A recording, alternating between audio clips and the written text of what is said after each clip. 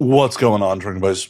Brand new podcast coming right at you. But you know what we got to do first? We got to talk about those things that generate a little revenue, bring in the money, the ducats, pay for the booze. First and foremost, we are brought to you by the Patreon at patreon.com/MattSlayer. Do you know you can support this show for less than the cost of a beer? That's right. For as little as $3 a month, you can support this show. For a little bit more, just a touch more. You get exclusive content. The audio version's ad-free. The video version's a week early, uncensored, ad-free. So what are you waiting for? Go to patreon.com/MattSlayer today and help support the show. We are also brought to you by the merch store at anwd.net/merch. Pick yourself up a hat, a shirt. Tell the world you're a drinking buddy with your fashion choices. So once again, go to anwd.net/merch. Drinking buddies, if you could do me a huge solid, whatever platform you're listening to this on, if you could rate it 5 stars, leave a review. And if you're listening on YouTube, please like and subscribe. All of these things help bring the show to more people. I appreciate you, Drinking Buddies. All right, let's get on with it. My guest this week, you've been waiting for her, the one, the only, Lilly Bell. This episode just starts off with a wild story and then just never lets up on the gas. I'm not going to delay you any further, so just sit back, relax, pop a cold one, and enjoy, Drinking Buddies. When aliens come to take over, they look at us like we're out of our minds now. We're gonna galactic makeover, and now we're thinking that they just might be right. I cannot wait for this whole world to end. I'm gonna break out the bottle with my friends. I think they'll tell them their stories when we're gone. And now we drink. Anyways, enough about that shenanigans. Lilly, what's going on? Cheers, by the way. Cheers. Welcome. We finally got this fucking Yes. together. I know. I'm happy to be here. Thank you for having me. My pleasure. My absolute fucking pleasure. Thank you for returning to California for this. I know you'd still be in Wyoming. Oh, I know. Just having a time. So You want to tell the audience about the time I only got to hear a little bit about? yes, for sure. Oh God, where do I start? Okay, well, so you would think like Jackson Hole, Wyoming isn't a city where things go down, but obviously it seems to be. And yeah, we had a girls' trip and we are at the Cowboy Bar, which is like the one place in town where everyone goes. And so, you know, my friends and I were like, let's just make a round. You know how that works? So we make a round and we see all the different groups of guys and then we go and we're like, okay, now we just stay put. And the round worked. So then literally we have a group of guys come up and we're all talking to them. And it was so funny because Aria Salone, she said at one point, she was just sitting there smiling because I was making out with someone. Charlotte was talking to these 2 guys. Aria was having this guy kiss her on her neck. And then Cammie was talking to someone. And she just realized we were all like macking it up in a circle. And she was like, this is so special. And I was like, it is special. So I go downstairs. I'm going to the bathroom. All of a sudden, all the girls come down and they're like, so what's up? Like, are we going to fuck these guys? What's happening? What's the plan? I love that this is a team sport. Yeah. Like, we got a huddle. What's the play? And it was like, you know, and I think the girls going to the bathroom and they were like, what's happening? As a dude, I'd be like, are they all bailing on us right now? Like, are they all... It would be such a sign of relief when everyone came back. Be like, oh, yeah, because I don't know what Charlotte and Cammie and Aria said to the guys when they went downstairs. Like, I don't know if they were like, hey, like, we got to go talk or like, you know, or they... got a powder on my nose. Yeah, exactly. Girl stuff. Yeah. Girl stuff. You wouldn't understand. You wouldn't understand. Yeah, and I think if they would have heard our conversation too, they would have been cracking up. But we gave them a porn night. So basically, I'm like, okay, but are we just gonna do this like for free? Like we're just doing this, you know? And they're like, yeah. And I'm like, okay, you know. And then Aria's like, I just want to be there with you girls. Like I just want to have fun. And I was like, love it, team player. And then Charlie Cammie's like, you know, the motivation and the time is now. Like we have the, you know, what's the inertia? Like we have it's now. So if we wait till tomorrow night, it might not happen. So we got to. And I was like, okay, all right, let's go up. So we go up, we're all leaving, we're all walking. And what's funny is there was one guy who was kind of getting a little pissy as he drank a little more. Like he was kind of like aggro and all alpha and everything. And as we're walking, he says the F slur, like pretty loud. I don't know why he said it, but like all of us girls, we were like, don't say that. We don't like that. Not cool. Well, I guess he got all pissy and turned around and walked away. So he wasn't even a part of it. So then we get into the house. Everyone made fun of me because I brought pickup sticks. Do you know what that is? I want to say yes, but I'm drawing a blank. They're it's a stupid white person game. They're just sticks and you lay them out and then they create different forms and then you have to pick them up without moving the other sticks. And then whoever has the most sticks. It's kind of like Jenga, but sure, yes. So I pull out the pickup sticks and the wine and the girls are like, put away the fucking pickup sticks. I'm like, okay. And they're like, get in the shower right now, to all the guys, because they had just been boarding on the mountain. And I was like, okay, things are happening. We're already in the shower. And then, I just started getting on my knees and helping clean and doing other things. And then, then we just grabbed a bunch of condoms because we had a few of them. And that was the funniest part. So we're like, who has condoms? Can we DoorDash condoms in Jackson Hole, Wyoming? I'd hope so. And you'd think you would, but it was also like, we might have to wait like 30 minutes. And when you're wanting, you gotta go now. You also don't want to have to, maybe not have to socialize as much and let someone fuck this up. Yes. Considering the walk back that we had. We're like, we don't know. I think if we asked these men their political affiliation, we wouldn't have had a night with them. So I think we were just trying to like get it going. So we all find these condoms. I grab my makeup bag. I dump it out in the sink. I found 2 skin condoms.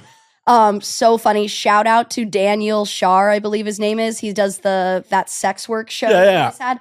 Used one of his condoms. Thank God he passed. That's actually where we started hanging out. Yes, that's where we met. Well, yes. We met previously at conventions, but that's where we had our first hang. Yes, exactly. And then went to Jumbos. Yes. Which is another story we can we'll get there. But it's like, I was there the night you got those condoms. Yeah. Special. Nice. Shout out Daniel. Thank you. And then also shout out to Lucas Granger from Canal Plus TV over in Paris. He had some. So we used his as well. And so thank God we had at least 4 condoms. And then also a couple other girls had one in their makeup bag and another. So we had a total of 6 condoms. Just in case of breakage. And so we have 4 guys, 6 condoms. Those odds were pretty good. So we were happy. It was good. We went on for about like an hour and a half. After a while, only the strong guys survived. So like each one kind of started to filter out as time went on. So wait a minute, was this everyone in the same room? Yeah. Oh, so shit. We had like a 8-person orgy. Nice. I should have led with that. That was a key thing. Yeah, because you guys could have broken off to your own rooms and be like, you. No, we all did it together and we just gave him a porno night. Like I was like, God, I wish we had a vibrator halfway through. And Charlotte's like, I have one. And I was like, okay, perfect. And so we just started using that. And it was kind of crazy because some of those guys were like porn star style fuckers. Like I said that to them. I was like, you guys are going to be like our new recruits. It was funny. But anyway, I think one of them like came to their senses.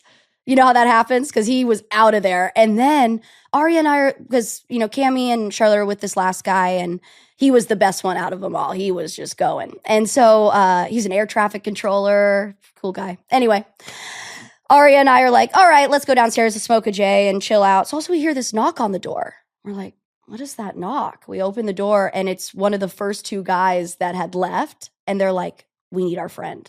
I'm like, oh no, what? He goes, we need our friend right now. And I'm like, well, I think he's still up there. So I go up there, they're still up there.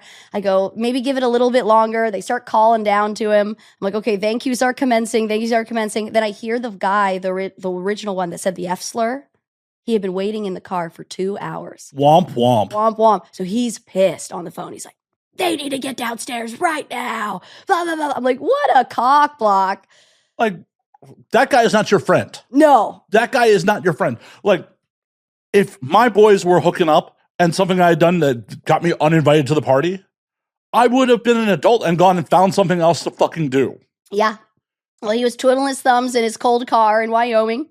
Go back to the bar, dude. Yeah, yeah. So then they're still waiting. So the one guy at the end, he will not put on his pants. Like he literally is still going up the stairs, kissing them goodbye. I'm like, you gotta get outside. So then they leave and we're like, oh, we'll never see those guys again. Like, that's one and done, you know, we'll never see them again. Well, we're at the airport and that's who's sitting right there as we're leaving. And so we all talked to them at the end and they were like, same place, same time next year. And we're like, oh, only if we had like your contact or anything. And they didn't say anything. They were obviously all taken.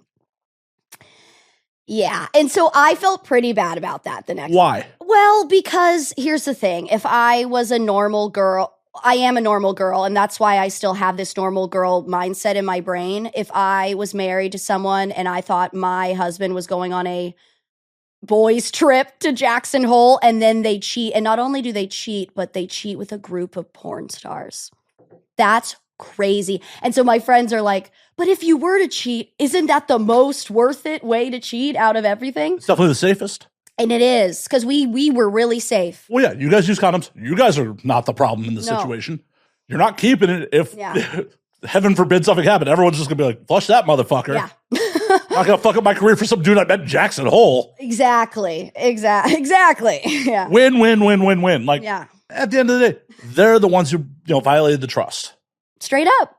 Straight up. And then, what's so funny is Cammie, she's in such an amazing relationship with her man, Lev. And Well, both of them are former guests. yes. Cool. Okay, so then you're well familiar with their Oh, yeah. relationship. No, Lev face revealed on here. Okay, that's special. That's really cool. Okay, shout out Lev. That was his first piece of media where he showed his face. Oh, cool. Yeah. Well, so Lev is very much like Cammie has a type, Yeah. and like Lev, like Or former military. yes, and that was to a T with it was so funny. And so she texts him and she goes, "Hey, this happened last night. Just want to let you know. Cool, babe. You going skiing today?" And it just was such a cool modern relationship to witness. Yeah, it was very beautiful. They do exist. Yeah, they do. They're not all fictional. They're No. like when you mentioned Alpha earlier and the dude who's getting aggro and Alpha, it's like that is the opposite of what I consider Alpha to be. Like, no, Alpha should be, I don't give a fuck what other people think. True Alpha. Yeah. Yeah, like that. Yeah. Why would I get aggro? Like, No, that was more beta energy. For Yeah. sure. Yeah. that's without fail. I get those motherfuckers. Oh, I'm on Alpha. I would never let my woman, your woman, it's your partner. Yeah. Gets to make their own fucking choices in life. Yeah. They're an adult. They're not your property. Right. That went out in the 70s. Yeah. No, not for some. They still, yeah. They think. They think. Yeah. People can be wrong. Yeah. They often are. Yeah, for sure. And I think also, not to get into all this, but I think where we're at right now, where our country is, it's just reinstating all those people to feel that way so they can just, say that rhetoric and it. Well, part of it is, as crazy as the world is right now, people feel like they don't have any fucking control. So they want to have control over something. Sure. So I'll control my woman. Yeah. Dog. You didn't have control in the Yeah. first place. No, It was all an illusion. Yeah.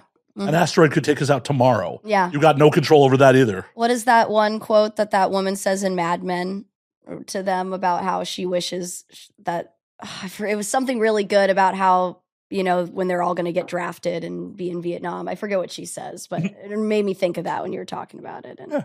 But now I think women could be drafted too, right? Well, hopefully not bringing back the draft. You're probably too old at this point, so. I think so.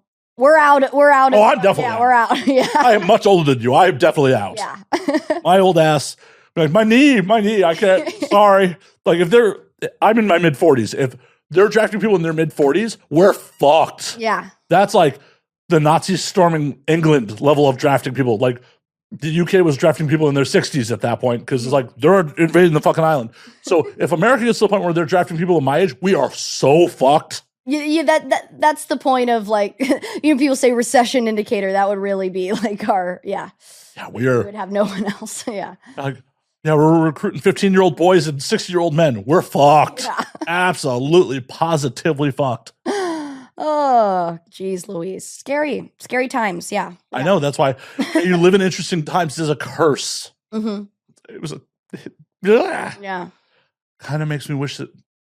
I mean, the early 2000s were fucked too, but it's like they were fucked in.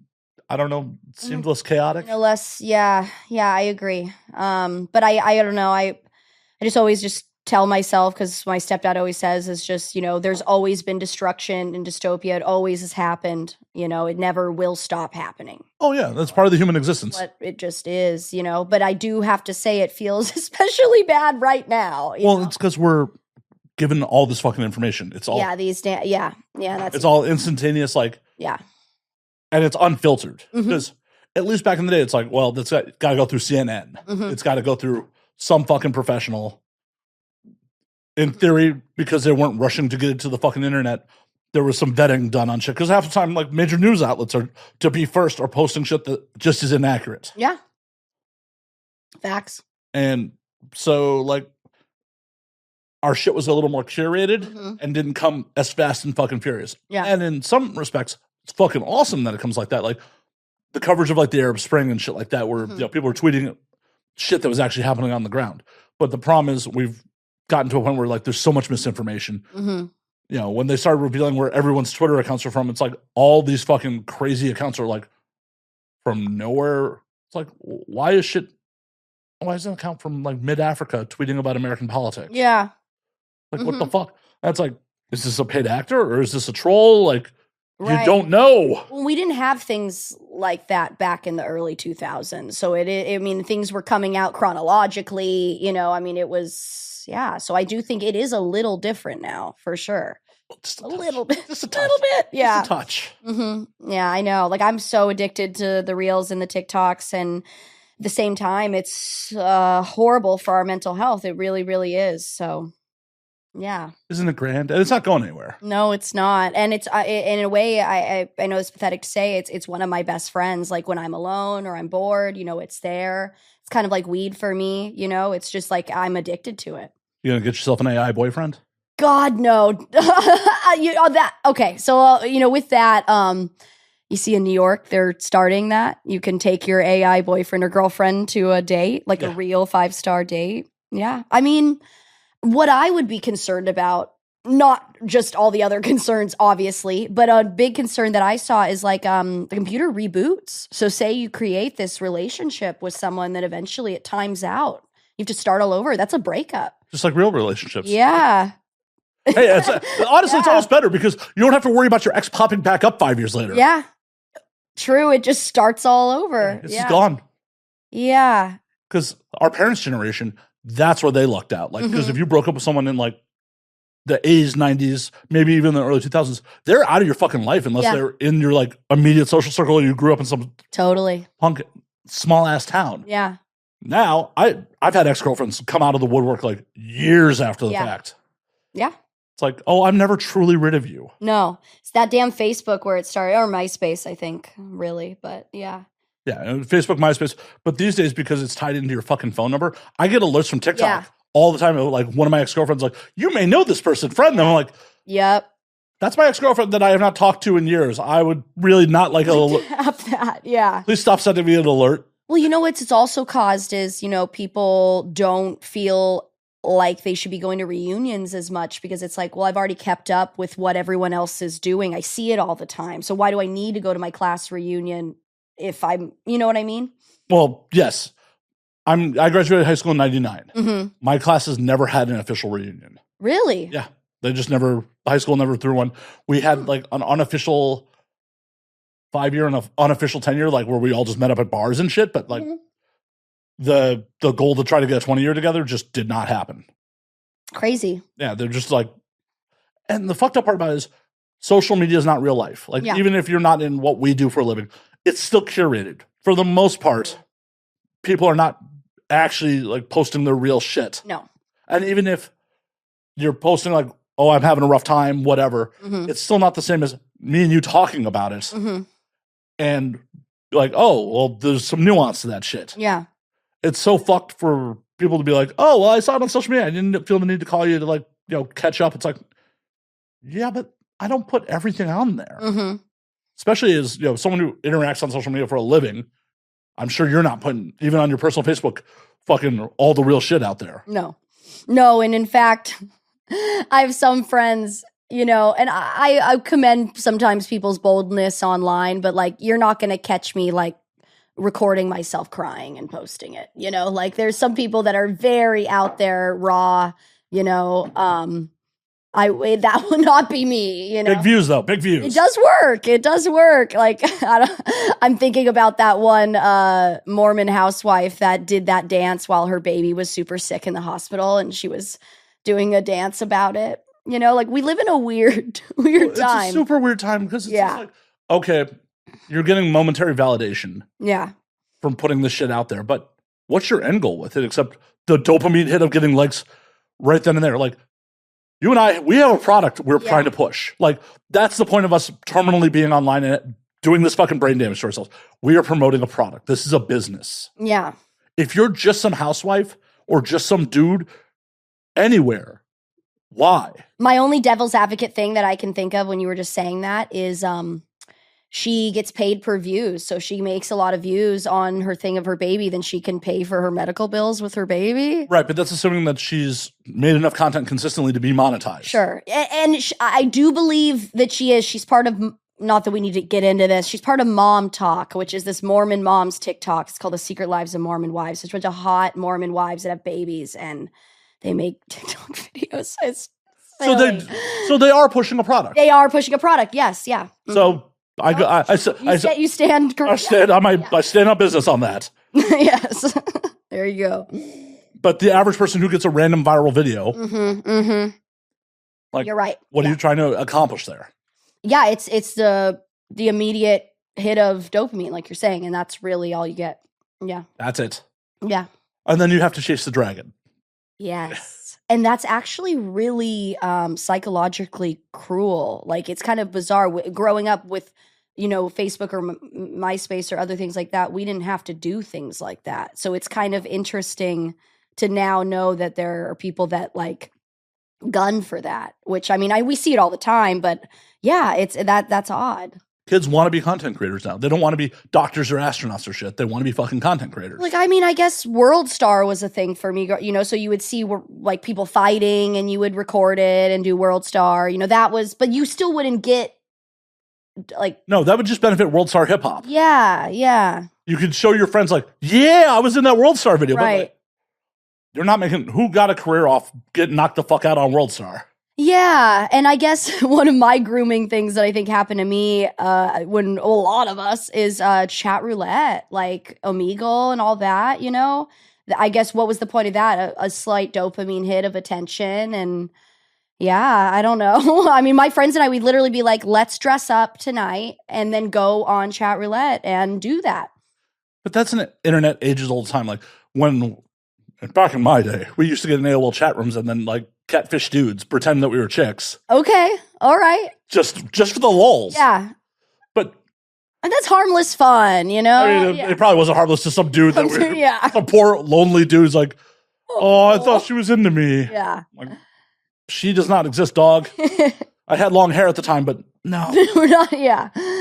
That's funny. But even with the chat roulette, like that's entertainment. Like that's not publishing something to the world to try to get, you know, anonymous likes. No. That is just like any other form of fucking interaction and entertainment. So like I think there's a bit of difference. Even another thing that I just thought of random. We used to leave I saw a meme that said this and I was like, whoa, that really resonated with me. We used to leave the computer at home. You know, we would leave and come back and then it would be there. Now we have it 24/7 all the time. And then what a switch that is in our brains, you know, to just always have that. oh, it's horrible. Yeah. It's one of the reasons that I love going to Cuba. Yeah. I've always wanted to go to Cuba. Cuba's so rad. And it's a fast flight from Miami. So if you go down to XBiz Miami. Are we allowed to go to Cuba now? Yeah, I went, well, sort of. Right. I went right after XBiz Miami 24. Okay. I wonder. I mean, I could tell you. I've talked about it on there. Yeah. So you just went and U.S. citizens are allowed to go? Not for tourism. Oh. You have to tell the State Department why you're going. There are 12 legal. Say? I'm a journalist. Journalism's perfectly allowed. Okay. I'm a fucking journalist. Yeah, yeah. Well, there you go. So, so like you drove in an old car. Oh yeah. Yeah. I'll show you my photos from it. I so pretty much cool. did street photography though. Well, actually, the majority of the time I was there was smoking cigars and reading comic books in a hot tub. Yeah. Like I was just like, I am off grid. That's so sick. Yeah. Me and B York rolled down there. Cool. And like just got a huge house for like no money. Yeah. Like in a fucking neighborhood. like just kind of like explored around. Like we only did like 3 days like in like downtown Havana. The rest of it was just like chilling in the house, Nice. just smoking cigars, drinking cheap rum, fucking be with shooting content. I'm like, I am actually on vacation. I am literally going to read comic books on my phone Yeah. in the fucking, well, what they call the hot tub, what they called the pool. It was supposed to be a hot tub, but the jets didn't work. So it was just a static body of water in a hot tub. Whatevs. Sure. You know. Did not give a fuck. Did not give a fuck. Like, Yeah. I have my cigars. I have my cheap beer. I have cheap rum. I can sit here and read and relax and not have real internet access. Yeah, that's yeah. So you only have internet in like what, a couple places in there? Like you have to go to a shop to get the internet at a computer? So these days, like they had a mobile hotspot in the house. Okay. Like it was cellular Wi-Fi. Sure. And we burned through all the data. We had to pay to re-up the data. Like we were only there for 3 days and we had to pay to re-up the data like a day and a half in. Damn. It just goes through like Well, yeah. Yeah, because it was hilarious. And hopefully you're not mad at me about this, but like when we lost the data, she started getting a little twitchy. She's like, I can't. That shows she needs it. She needs to have a break, right? And I'm like, I'm here because last time that was the second time I went to Cuba. The first time I went was 2017. Mhm. You could only get on the internet in government hotspots or at resorts when I was there in 2017. Mm-hmm. So the 10 days I was there in 2017 was literally like my phone was a camera and that was it. Wow. It was That's great. so cool. Yeah. That's so cool. It's like there's no Americana. Go to live jazz clubs. Yeah. Go in old cars. It was, yeah, what was that food like? oh, the food's awesome. Awesome. Yeah. As long as you're down with pork. Like you're not, if you're a vegetarian, don't go to Cuba. Yeah. Yeah. Charlotte couldn't go to Cuba. She's very vegan. Like Yeah. rice and beans are cooked in lard. Like, Mhm. Yeah, she wants to. Yeah, we were talking about the next trip we're going to go on. She's like, I really want to go to Japan. I'm like, I think everything has fish oil in it. pretty much, yeah. Yeah. And I'm like, and then you can't read it either. Like about. Oh, yeah. Most menus, like, sorry, audience, we did not make a full episode. I'm sorry. I talk about Japan a lot. Do you have? So you've been a few times? Like 3 times, yeah. Oh, cool. A lot of times, you don't really know what you're eating. You're just pointing at pictures on menus. Exactly. Yeah, I know. Yeah. So I told her, I was like, I don't know. We'll see. See, and shit like that is the exact reason I don't date vegetarians or vegans. Yeah. Yeah. I'm just like, I like travel too much. And there's like, I'm a little bit of a picky eater in the States, but when I go abroad, it's like, it'll be on the menu for a reason. Yeah. Like I ate horse sashimi last time I was in Tokyo. Okay. What's that? Is it gamey? What's A that? little like? greasy, but it Yeah. wasn't bad. Okay. Yeah, I would try something like that. Yeah, I'm daring. I like to eat daring food. I think Well, it's fun. When in Rome, While right? you're there. Yeah, yeah. That's why I don't like fucking Amsterdam. I think the food sucks. So that's so interesting you say that because I've had some of my best food experiences there. Like really, I haven't. I hated Berlin, but you went to Munich, so that's Yeah, I Munich heard was right. Munich's really great. Yeah. Munich had amazing Italian too. Yeah. Okay. No, Okay. Berlin was hell. I don't know if you've ever heard that before. With I haven't. Okay. Yeah. Yeah, and it's a vegan mecca. Like it has so much vegan food Well, there. You And so said the same thing twice. yeah, yeah. So there you go. Yeah. No, we hated it so much we rented a car to go to Prague. That's how much we hated it. Wow. Yeah, we were like, get us the fuck out of here. I heard like the street food in Berlin's rad, like doner kebab on the street and shit like that. So I think if I would have done like the Indian route, if I would have done like that style, I think it might have been better. I didn't though. Like I got, schnitzel or I don't even really remember what I tried. I got pizza there. It was horrible. Why would you get pizza there? Why? I don't know. We just we went to the top of what's that top thing? The big red thing in Berlin. You go all the way up. I don't know. There's an emoji for it on our phones. It's like a big thing. I have the internet. I will find out. There's a food restaurant that spins on the top. That was shit. What? Come on. Everything was shit. You went to a tourist trap and then I went to a think tourist so, trap yeah. restaurant. And I'm like, wow, the food sucked at the tourist trap We restaurant. also got shamed for smoking weed, which was really shitty. We went to a spa and they got mad at us for smoking weed and said it was unhealthy that we smelt like this. And so my friend I was with was like, we're not staying here. And she left. And that was The Rotes Rathaus? yes. Okay. Yeah. Red Town Hall. Mm-hmm. Yeah. Yeah, you went to a tourist trap. And Yeah. Well, everything, it just, I was honestly like, just get me out of here. Like, Our 6-hour train ride turned to 12. No one would pick us up at the airport. We get into our hotel. You open up the window only this much because that's all it opens. And then the air conditioning turns off. Oh, we need some cold water. Is there any ice? No, we're in Europe. Oh, what's the water over here? Sparkling warm water. You know, like it was just such a year. Like I was like, ah! Yeah.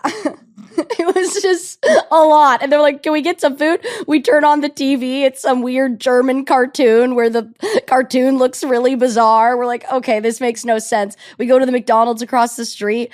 The kids' chairs has this like another creepy cartoon on the back of it. I was just like, this is a weird place. You know, the ghost of communism's there. It's very industrial. See, I want to go to East Berlin and see like the ghost of communism. And that was interesting. I will say that whole side of things, because I actually wasn't too educated on the Berlin Wall and things like that. So I really learned a lot. We went to the Communist Museum in Prague. Yeah. So it was interesting. See, I want to try all this stuff, like weird cartoons. I'm like, yes. Yeah. Sign me up. Yeah, you know, it was still interesting to be a part of, you know. Were you there for Venus or? No, I wish we were. No, actually, so me, Haley Reed, Charlotte Sins, we went to Amsterdam, Berlin, and Prague. We originally went for XBiz Amsterdam, and then we stayed and then went to Berlin afterwards. And then I took a train and went to Weimar. And that's when I also got this tattoo in Berlin as well. That was the one good thing about Berlin. And then we went to a really cool ossuary in Prague. Do you know what that is? I don't. They're like bone churches. Oh, nice. Yeah, like Charlotte's really into, I guess Catholics all over Europe are really into making things out of bones, you know, kind of like the catacombs. So yeah, so they're all over Europe. So we went to a chandelier bone church. It was bizarre. That's awesome. It was cool. Yeah, it was really, really cool. America doesn't have shit like that. No, yeah. No, they do not. I mean, because if you go on the East Coast, you only have into the early 1800s, late 1700s. What you got? Yeah, because I mean, there's some shit in Mass that's like 1600s. Sure. Yeah. What? Like when did the God? John, everyone's gonna laugh at me online. When did the Liberty Bell happen? When was like things like that? Oh, that's 1700s. Yeah. Okay. Yeah. But like, there's bars in New Orleans that are technically older than the U.S. Yes. Yeah, that's true. Because I mean, there were always indigenous humans here, always doing. And I learned that it's not French; it's more Spanish. So it's a little bit of both. Yeah. So I fall down history rabbit holes. Yeah. So it was originally French territory. Mm-hmm. They gave it to the Spanish to not lose it to the English in some of the European wars. Mm-hmm. Then Napoleon took it back from the Spanish and then sold it to us. Okay. So a little, yeah. Yeah, and that's why like there's some generations of people like that live in the fucking swamps in Louisiana that still only speak French. Yeah. That kind of Creole French. Yeah. Yeah. Well, it's because as England took over French Canada, mm-hmm. they emigrated down to. So would you say it's more of a Montreal guttural style French that's turned a little Southern? I think so. Yeah. Because Montreal French sounds more Southern guttural to me. It sounds different than Paris French. It's very different sounding. From what I've been told by like actual Parisians and shit like that. Yeah. Like, Montreal, like Quebec and French sounds like if French never evolved. Sure. It's like, oh, this is classic French. Yeah. It's rougher. It's rough. Yeah. Well, and it's because language is always fucking changing. Yeah. Yeah. When I went to Montreal to visit my ex and his whole family, I was like, this French sounds really different. Then I went to Dorsel for Paris.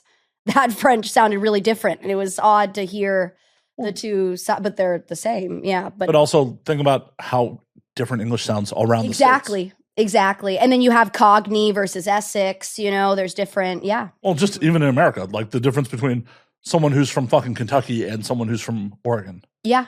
Well, even someone that's from Texas versus someone who's from Tennessee, you know, Tennessee has more of like a molasses sounding drip to it. And yeah, it's interesting.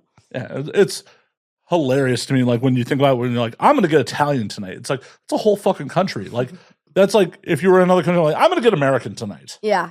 Like there's a big fucking country there and like different regional differences on all the fucking food. What do you think it means when people say we're going to get American tonight? Hamburgers. Yeah, same. 100% hamburgers. That's exactly what I think. Yeah. Yeah. Mm-hmm. which is hilarious because it's a German invention. It's a Hamburg steak. Really? Yes. Oh, okay. That's why it's a hamburger. Oh, It's from yeah, Hamburg. that makes sense. Yeah, okay. It's Hamburg. Yes, yeah. It's a Hamburg steak. Oh, hey, you learn something new every day. Yeah. A lot of American cuisine is German, actually, but it's like because of the world wars, like Germans kind of like, we're just white. Please don't look at us. Yeah, no. Oh, yeah. History, crazy. Yeah. It's wild how much history like influences just every fucking thing. Totally. Yeah. Yeah. Because it's history. I mean, it's our foundation of what everything. But people just gloss right the fuck over it. Yeah. And that's sad because, you can also look at history in a fun way. Like, I think one of the funnest things most fun, grammar. This is not the Grammar Police podcast. Don't worry. Is Drunk History. Like, that's a great show to watch, Is this still on the air? I don't know. I don't know if they make news. I mean, they made a shit ton of them. No, I don't want AI mode. Fuck off. No, it is not still on. Okay. I'm going to help myself. See, this is why I made another batch. Yeah, you knew. I've done this once or twice, Lily. I know it's your first time here, but I know. It's not my first rodeo, but somewhat, I guess, here. Yeah. Yeah. I'd like to think I do a different show than most of the industry, so. Yeah. No, you definitely do. Yeah, we had fun together when we went to Jumbo's. That was fun. Now that you told me about it, I was like, oh, yeah, we did do that. Before we got out there, there was like, you should have my number. Like, I don't have your number. Like, we went to Jumbo's together. Yeah. Like, oh, yes. Yeah. We went to Daniel's show, and then we went to Desert 5. Yes. And then we went to Jumbo's. So who was all there? It was me, you, Millie. Phoenix Toscani. Laney Gray? Yes, Laney Gray. Okay. And Phoenix. Yep. Because me and Phoenix went to Daniel's show together, and then ran into you guys. Yes. Yeah.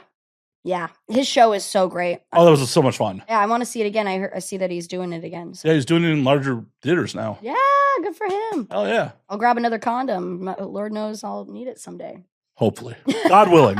God willing. Yeah. You'll need a condom one day. I know. I mean, that's the thing is when I put those condoms in my bag, I thought to myself, I was like, you never know when you're going to need them. Like, I'll just keep them. And really, like, we needed them. We used every single one. It was great. Yeah.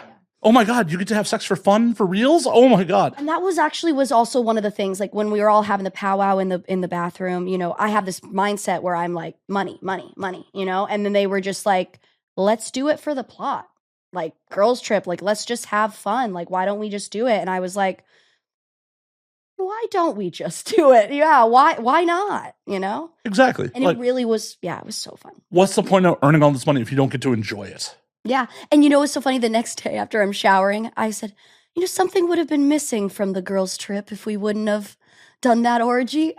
So it would have been a good girls' trip, but it wouldn't have sent it over the moon. And literally, I haven't had a good girls' trip like that in a long time. Like, it was great. Wait a minute, you've had previous girls' trips that had orgies in them? No, actually, all of us said we had never done something like that. That really was like, I've gone to Miami and had sex with 2 dudes at the same time organically, but this was something organic, like met them out of the wild, one night stand, like really natural. That is rare. It is, but it's magical when it fucking happens. What was their approach, by the way? So I think, like I said, we made the round. Right. So we made the round. We came and sat down, and then someone came and sat next to me and just started talking to me and said, hey, how are you doing? And he was very cute. And then, we just started talking about TV shows, stupid. And then he mentioned that, I said, I love Bravo. And he was like, oh, I know Bravo. I was like, oh, you had a girlfriend in your life that made you watch Bravo a lot? He's like, no, I'm related to someone that's on Bravo. And at that point, I was locked in and I was like, who, then I was like, I texted my mom, I was like, oh my God, Mom, and so I ended up having sex with someone that's related to someone in Bravo. And I saw the family photos and everything. And I was just like, so that was an added factor too. You star fucker. Fucking star adjacent fucker. Yes, exactly. Oh God. No, I really, I'm really not a star fucker. I no, Jason only, apparently. And also only Bravo star. That's where. Oh, if they're on E, no, out. No. Yeah, that's meh. Well, I would still. What's that guy that did the soup? Josh? Well, which one? Oh, it was the classic. He was on Ted. because there's Joel McHale. Oh, that's who I think I'm thinking of. Joel McHale. Well, there's Joel McHale. There's also Hal Sparks, who was also on Queer as Folk. No, it's Joel McHale. Okay, who was on Community. Yeah. Yes. Yeah. There's been multiple hosts of The Soup. Greg Kinnear was a host of The Soup originally. No. Yeah. That's bizarre. Really? Everyone gets their start somewhere. Yeah. Was that before or after Little Miss Sunshine? Oh, well before. Okay, weird. Yeah. Okay, yeah, because I'm a big Greg Kinnear fan. Yeah, I love him. And that's one of my favorite movies, yeah. That's funny. Yeah, I guess everyone does get their start somewhere. Interesting. Aisha Tyler was on there at one point. Yeah, I used to watch The Soup all the time growing up. I was really, really into it. Oh, God, I'm showing my age. Greg Kinnear was on The Soup from 91 to 95. I didn't realize The Soup went on for that long. Oh, yeah. Oh, wow. Okay. Because it was Talk Soup at that point. So it was about the talk shows. Okay. Does this have anything to do with... Don't judge me. It has nothing to do with chicken soup for the souls. Nothing like that. I don't think so. Okay. I'm not a producer on E! I'm not sure. Yeah, it doesn't. That doesn't make sense. As I said it out loud, it sounded silly. Yeah. Oh, my God. I don't know if anyone told you. You're allowed to be silly here. Oh, yeah. Yes, and it's happening more and more yeah. Oh, my God. Yeah. Okay. No. Contain yourself, please. Can't have too much silliness at once. No. Things will catch on fire. It'll explode. I'll have a mess to clean up. It'll be horrible. Yeah, I tend to be a little odd.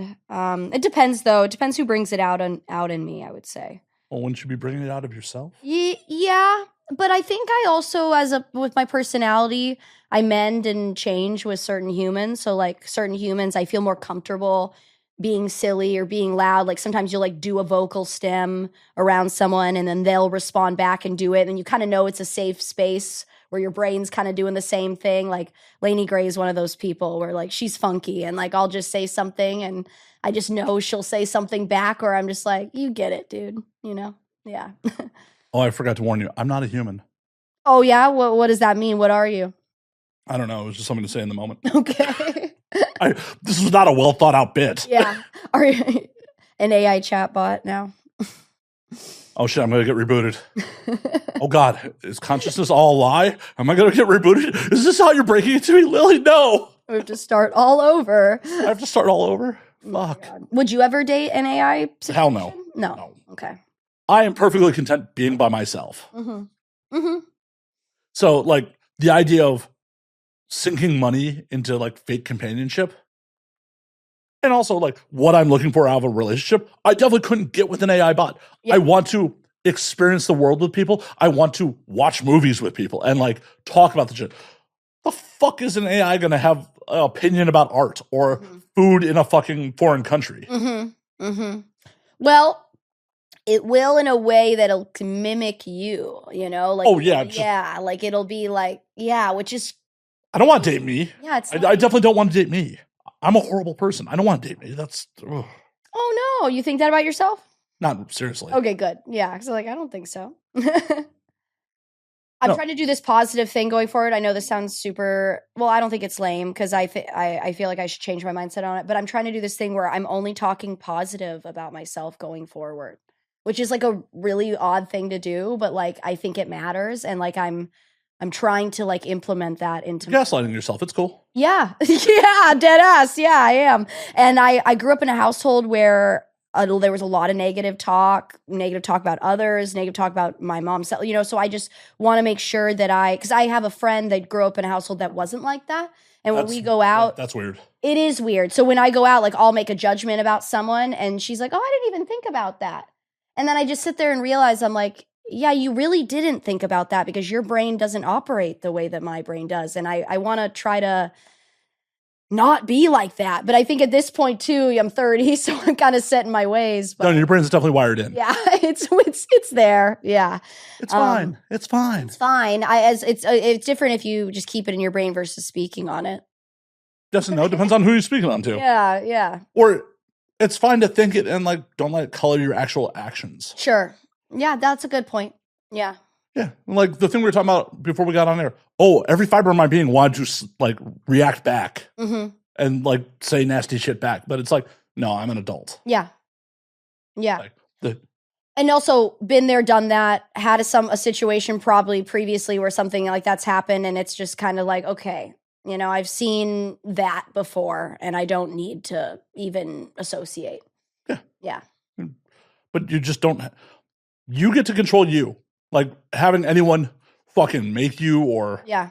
you know, because of no, you get to control yourself. You get to make your own fucking choices. All you have in this life is you and how to control your own emotions. I put myself in anger management after I got out of a relationship in the last couple of years. I know that's an odd thing to do, but I was like really angry and reactive, and I just was like, you know, I don't want to end up like my mom. Like, I'm going to put myself in a program where I can like learn how to combat these things. So I did like this women's only Zoom anger management, and we did it for a whole year. And some of the women in there were court ordered to be there, you know? So like, it was interesting having the different mixture of people, because there was one girl I remember, she did not speak a word. Like, she was not involved, not there. She was only clocking in, clocking out, and you could tell like it was not. She's probably furious the whole time. Yes, yeah, she was. You could feel the vibe, you know. And they'd be like, "Oh, do you want to share?" Fuck no, bitch. Yeah, literally. It was something else, but it was also really cool to see like different age groups of women and like us all talking about things and like learning about that. Like, just we are only in charge of our own emotions. We can only control how we react, you know, learning how to like talk to people instead of saying like, you always do this, like trying to switch your wording, you know, like It's important. it's important. Yeah. So yeah, learned a little bit about codependency. It was so funny, we were doing about codependency. I'm like, so how does one not do this? Because I don't really know how to operate other than this. So how can we, you know? And then it's funny when you like are aware, but then trying to apply yourself in your awareness is a different thing, you know? Take solo adventures. Yeah. I think is the move for like helps wean people off codependency. Like, go on fucking vacation by yourself. Mm-hmm. Just be by yourself in a Yeah. foreign place. Don't speak the language. Just fucking go do it. Mm-hmm. Anthony Bourdain yourself. Yeah. See what happens. Yeah. Yeah, try the local food. Go to a local bar. Like I'm sorry, audience has heard this a million times. The way I travel abroad most of the times is get a hotel or an Airbnb in a neighborhood, and then I go into bars and be like, "What should I see in your city? Mm-hmm. Like, where should I eat? What should I see in your city?" From a local. Yeah. Yeah. 100%. The one place that backfired was Amsterdam. Okay. And that's so crazy to me because I've been there twice and each time has been flawless. So I'm just, where did you go? What did you eat? Did you smoke at all? You're not a smoker? I'm not a smoker. Ah. And my friends, like, this is 2017. So my friends, like, all my friends over there were from Chicago. So weed wasn't legal in Chicago at that point. So like, oh, we got to hit the cafe. I'm just like, I live in LA, man. I don't care. Yeah. I did do truffles. Okay. All Like- right. So you did a little something. Oh yeah, I love hallucinogens. Love them. And those are not mushroom. They're Well, so They're weed. mushrooms are illegal. These are psilocybin truffles. right. They're loopholing that shit. Yeah. They're mushrooms. Yeah. Like, Yeah. We had a really hard time finding actual mushrooms in Amsterdam. well, actual mushrooms are illegal, Yeah. but the truffles aren't. You can just buy them. Got You it. can just buy. But the weird part is they're not dried. They're fucking wet. So did you get a mushroom? Oh yeah. Damn. So next time, because we were struggling. We were struggling to find shrooms. Yeah, it was like 45 euros for like what the equivalent of an eighth, but it wasn't dried, so I don't care. I don't know. Yeah, I'll eat a wet shroom. I mean, fuck. When you eat an actual shroom, it's like Rumpelstiltskin's asshole. Like it's disgusting. You know what I mean? I don't think they're disgusting. You don't think they're disgusting? Here. It's one way to really connect with nature before you connect with nature. I'll say that, you know, and then you get a piece stuck in your back molar. Oh, that sucks. That's and no you're problem. like, oh, yum. Yeah. Last couple trips I've done chocolate and like, yeah, it was probably overdid a little bit. Okay. Yeah. Like last time I hadn't done it in a while, I'm like, oh, I could do an eighth and be fine. And so I did like a 4-gram bar, and I was like, oh, okay, that was I'm fine. this was a lot. Ended up like in the shower on the phone, speakerphone was so like, I really wish this would just end. Like, and then my birthday last year, I did 6 grams. Okay. Because like I was very regular, like once or twice a month doing an eighth. Yeah. So like, and there've been other times where like I've done 6 grams and like this was it was a heavy trip, but it Right. wasn't like the one on my birthday last year. There were points where like, I'm not sure I'm coming back from this. Shit. That's a scary feeling when that happens. Oh yeah, no, there's definitely points where like I am tripping balls, and my roommate at the time's like in that room, and I was just standing there, and then all of a sudden I'm just like, do I need to call an ambulance right now? Oh no. I don't think I've been that high before. I mean, I've been that high, but I've never been that high where it's to the point of medical stuff. Oh, I didn't call. You didn't call. Okay, thank God. Yeah. No, I just What made you feel that way? Was your heart beating? I was sweating. I was just Sweating. like, I was just like, Okay. and, I'm just like, Well, because shrooms can make you feel that like hot, cold, clammy feeling. yeah, no, that's and it can be overwhelming. it was definitely that. Like, I just went out to my balcony, took my shirt Yeah. off, and like kind of disassociated on my balcony for a while. I've been there. I understand that feeling. I did some shrooms when I went on a solo trip to Kauai recently, and I went snorkeling. And I got a little too high snorkeling, and then Wait, you did mushrooms in the water? Yeah, but I made sure every time I snorkeled that there were humans in the water with me or you on sure? the beach. Yes. Sure, they're real humans. Yes, I've actually never imagined something that wasn't there when I've been high on acid or shroom. Oh no, I just thought they were AI. No. I Took your AI boyfriend to KO. Well, and he could have sat on the beach and just watched me the whole time, you know? Called 911 for you. Yeah. Well, and one time though, I will say there was a couple that watched me, and they had gotten out of the water, so I still stayed in there because I was just really enthralled with the fish. And the current kind of carried me over, and I realized I was kind of getting farther and farther. I was like, oh shit, I didn't realize. And then so I swam back, and then I got up there and I went to my area, and then the woman ran over and she's like, thank God you're here. She goes, we've been watching you, and then we didn't see your little thing anymore, and I just was waiting for you to get back on the water, and we weren't going to leave until we saw you, and we couldn't see you anymore. She was so freaked out. And I was like, oh my God, I really appreciated that people cared that much to even. Not enough to actually get in the water. Yeah, no. Yeah, you didn't care that much. Yeah, but They didn't go explore that hard. They're like, no. oh, this is gonna be great on World Star. No. Yeah, does that even exist anymore? I'm sure it does. Oh yeah, no, World Star definitely exists. Okay, I was like, I don't think I need to even Google that. No. Yeah, that's a good point. She didn't care that much. She didn't go into the water. Yeah, she just. Yeah. Well, and that's part of modern society is like, oh, we're a whole society of people who fucking observe. When shit goes down, people fucking observe. Now, in some situations, that's the right call. Yeah. There's other situations where it's like, well, do I want to put myself in mortal danger for this stranger? Because, like, okay, say someone's fucking attacking people with a fucking knife. Mm-hmm.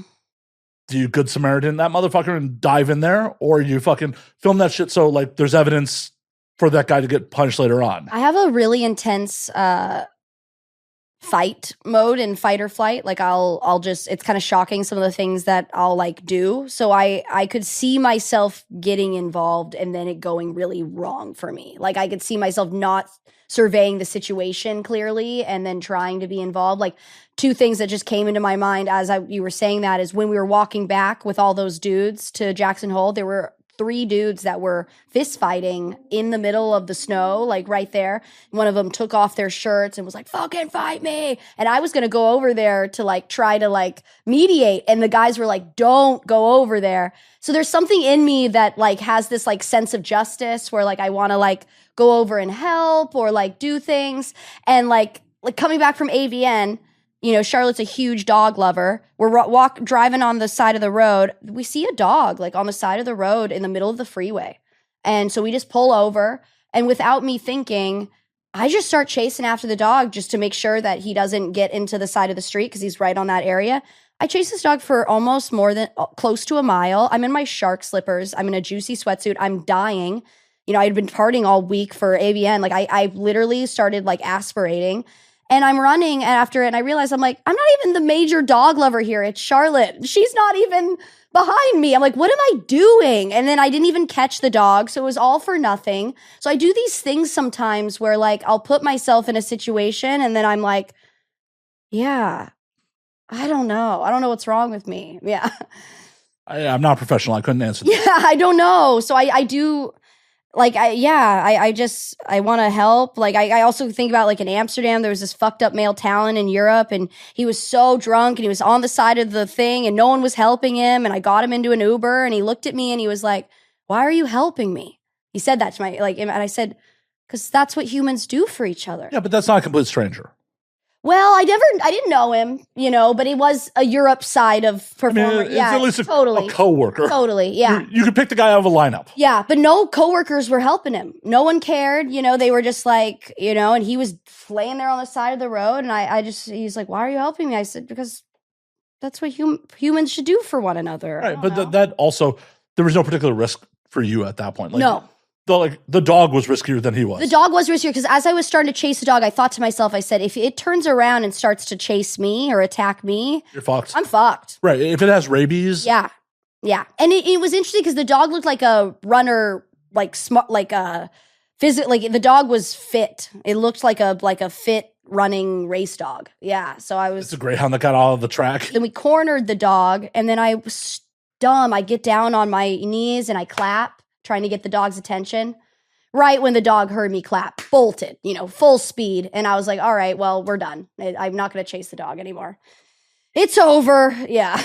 The dog was probably like, oh, we were playing a game. Yeah, exactly. Yeah, because he kept looking back at me as Dog's just a cock tease. Like, ah, ha, ha. Yeah. You almost caught me. You almost caught me. I think so. Yeah. You almost got me.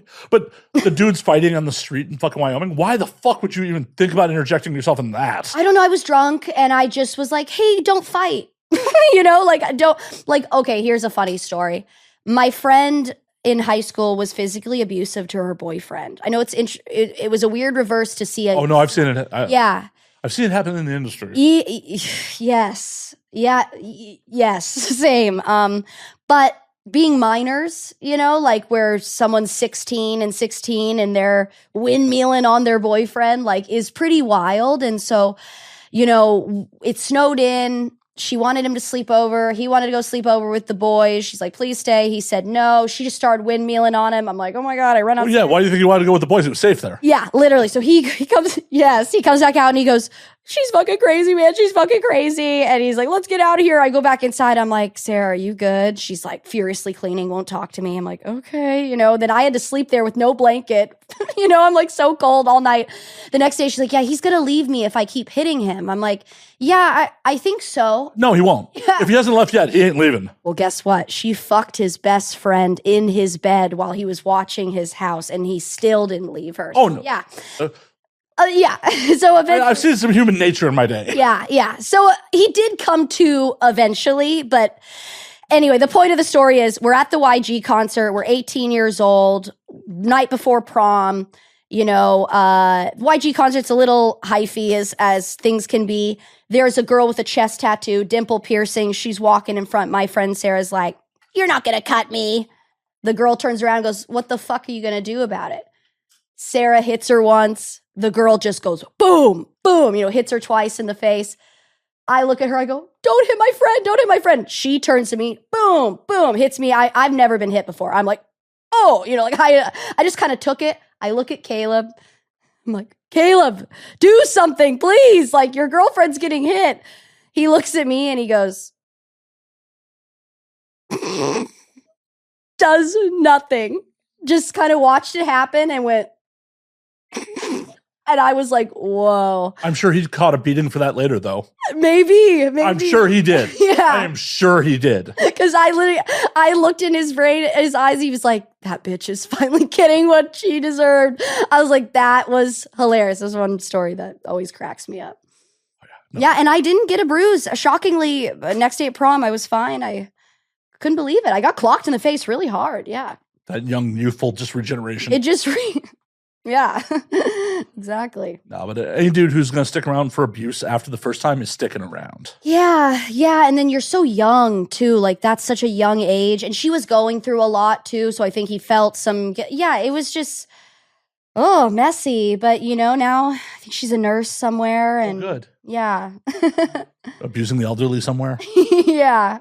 Somewhere. You're supposed to deny that. You're not supposed to be like, yeah, that makes sense. That clocks. Honestly, no. Sarah's a really great person. I think she probably has learned a lot from that. And I think sometimes people can be young and dumb. And everyone. Yeah. And I think she really, I'm not going to talk about what she went through in high school, but she went through some stuff that I think wasn't normal for certain. Well, it's also like you don't have the tools to deal with it.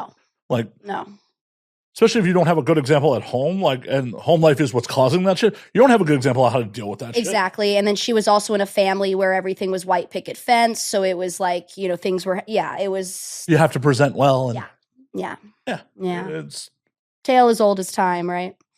Yeah. My mom was always like that. If I made a comment in the grocery store, said something, and if anyone else could hear, she would have to include them and go, kids, right? That would really bug me growing up. And I'm like, I'm right here. Like that would really make me mad. I don't know why as a kid. And it was just like, because she wanted to save face to make sure that what everyone else thought, Oh, for sure. Like, because my father worked 2 jobs. Mm-hmm. People used to hang out at my spot because, like, I was a latchkey kid, so people would used to. But when he'd come home and if he had a beef with me about anything, he'd make sure to isolate me from everyone else so he wouldn't look like a disciplinarian in front of even my fucking friends. What would he do though? Would he be like, "Hey, we need to talk in the we need to talk real quick." Like, but your friends knew what that meant. Well, yeah, because I told them. But, yeah. But in his mind, like, he thought he was being low key. Yeah, and it's like, but it also had to be like right now, like. Yeah. No, I know the vibe. Yeah. Yeah. My mom tried to do that, but she was never low key about it. She would be like, you need to get inside and talk to me right now. And then everyone would know, So was your father good at concealing emotions and good at like. I mean, he was very much about good public facing. Yeah. Like after he passed, some of my friends were like, oh, your dad was always awesome. I'm like, really? There's a reason I didn't speak to him for the last 7 years of his life. Really? Yeah. Okay. Did you talk before he died? Oh, no. Oh, wow. So you really cold turkey. Yeah. And what was the reason? I don't know. Sorry, I'm so curious. Yeah. Oh, I mean, him and I never got on. Okay. Like, and then some other family shit was just like, oh, that's the straw that breaks the camel's back. Sure. And I did what I thought was the right thing because he died of Alzheimer's. Okay. And I was, his only child. Like my sister's his stepdaughter. Mm-hmm. Mm-hmm. And I made sure like that I thought we were putting him in a good home, that he was going to get taken care of. Yeah. Like, I don't want to see the guy, but I don't wish dying of Alzheimer's in a state-run hospital on anybody. Mm-hmm. I don't care who the fuck you are. That's a horrible fucking way to go. Yeah. Unfortunately, three months into the fucking home, he was dead anyways. Okay. So, yeah, I don't regret not talking to him. Like, I just switch with my tailbone here. He also kind of died years ago because he had Alzheimer's. So it wasn't even the same person for so long. How long did he have Alzheimer's for? Not exactly sure. I got a call when the state picked him up at one point. Oh, okay. Like, he was, the state determined he couldn't live on his own maybe a month and a half after I got the call. Mm-hmm. And then we had him in a home like maybe a couple weeks after that. Mm-hmm. Like, it all moved pretty quick. Yeah. Yeah, it can be fast. Yeah, I don't know how long he was deteriorating. Like, I hadn't spoken to him in years. Right. Like, apparently I was still just some emergency contact, and they found a way to get a hold of me. Wow. Wow, yeah, interesting. Little burnt trauma. We'll bring it down a little. No, it's okay. I get it. I mean, yeah, my stepdad cut off his mother from the jump for a really long time. And it's interesting because sometimes when you cut off a family member, it's like, am I better for it? Because I'm still damaged nonetheless. Like, even if I cut them off or even if I stay, what's worse? Oh, staying. Yeah. So he, with his mentally ill mother, his sister stayed. And yeah, you have 2 examples. You have someone that tried for years and years and years and it didn't work. You have someone that realized it was never going to work and cut it off, but it still affected him. So it's like, yeah, Yeah, but you get cut once, you don't stick your hand on the blade again to get cut again. Yeah. You don't just keep sticking your hand in the biting dog's mouth. Yeah. And eventually you got to go, that's the definition of insanity. Yeah. Doing the same thing over and over again and expecting different results? Fuck that. Trust me, I'm a double divorce kid. My parents moved 4 to 5 houses within their one relationship. My dad is gay, so my mom and my dad divorced when I was 3, but then my stepdad, we moved houses because of breaking up, and I remember like literally what you're saying is like doing something over and over again, expecting a different outcome is insanity, and they really were insane. They really just thought every time it was going to get better, and it never did. Yeah, and it's shaped me in a lot of ways. Yeah. Shout out mom and dad. Well, explain some of the codependency issues. Oh God, yeah. So my mom was in CODA growing up. You know what that is? It's codependency therapy, and it didn't work. And I actually had a friend in the industry. We're not really friends anymore, but she went to CODA meetings, and she always wanted me to go. And I never went, and I wish that I would have gone. And I don't look at her as a codependent person. I looked at her as having other issues, but she said it really, really helped her. And I think just like sometimes random therapy groups, I know it's lame, but like having. Why is it lame? I think a lot of people look at it as lame because they think. Who gives a fuck about their opinion? You're already in an industry where so many people look. I don't think it's lame. Yeah. I don't think it's lame. So why even put that out there? Yeah, that's gaslight yourself. Yeah. Gaslight your fucking self, Lily. Well, and Not also lame. gaslight myself, and also I don't want to gaslight everyone else because it isn't lame. Like it actually is something that really has been so beneficial to my life. But I guess I say that because other people that watch or other people that are like, therapy, Yeah, guess what? There's a bunch of people who are watching who are already judging your life choices as is. Who gives a fuck? Does it make does it make you fucking happy? No, yeah. Well, it doesn't make me happy that they're judging me. Is that what you're asking? No, I mean, does your life make you happy? Yes. Yeah. Right. So who gives a fuck what these fucking strangers think? 100%. Yeah. Don't fucking preface something that has been helpful to you as fucking lame. Fuck that. Yeah.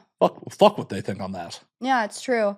They're not in my bank account. They're not. Yeah. No, and I really am so blessed too. Like being able to do the trip I just did, or like doing shrooms in Kauai, snorkeling. Like, you know, there was like a self-talk I had with myself on the beach where this job is like the hardest job I've ever had. I have super high highs, I have super low lows, but I also like have been so blessed to help my family and be able to like take myself on trips like this. So it was just like, I said to myself, I go, where else are you going to be able to have the freedom that you have? Like that's another thing too, is like the 9-to-5 thing. I was an administrative assistant. I did the corporate thing.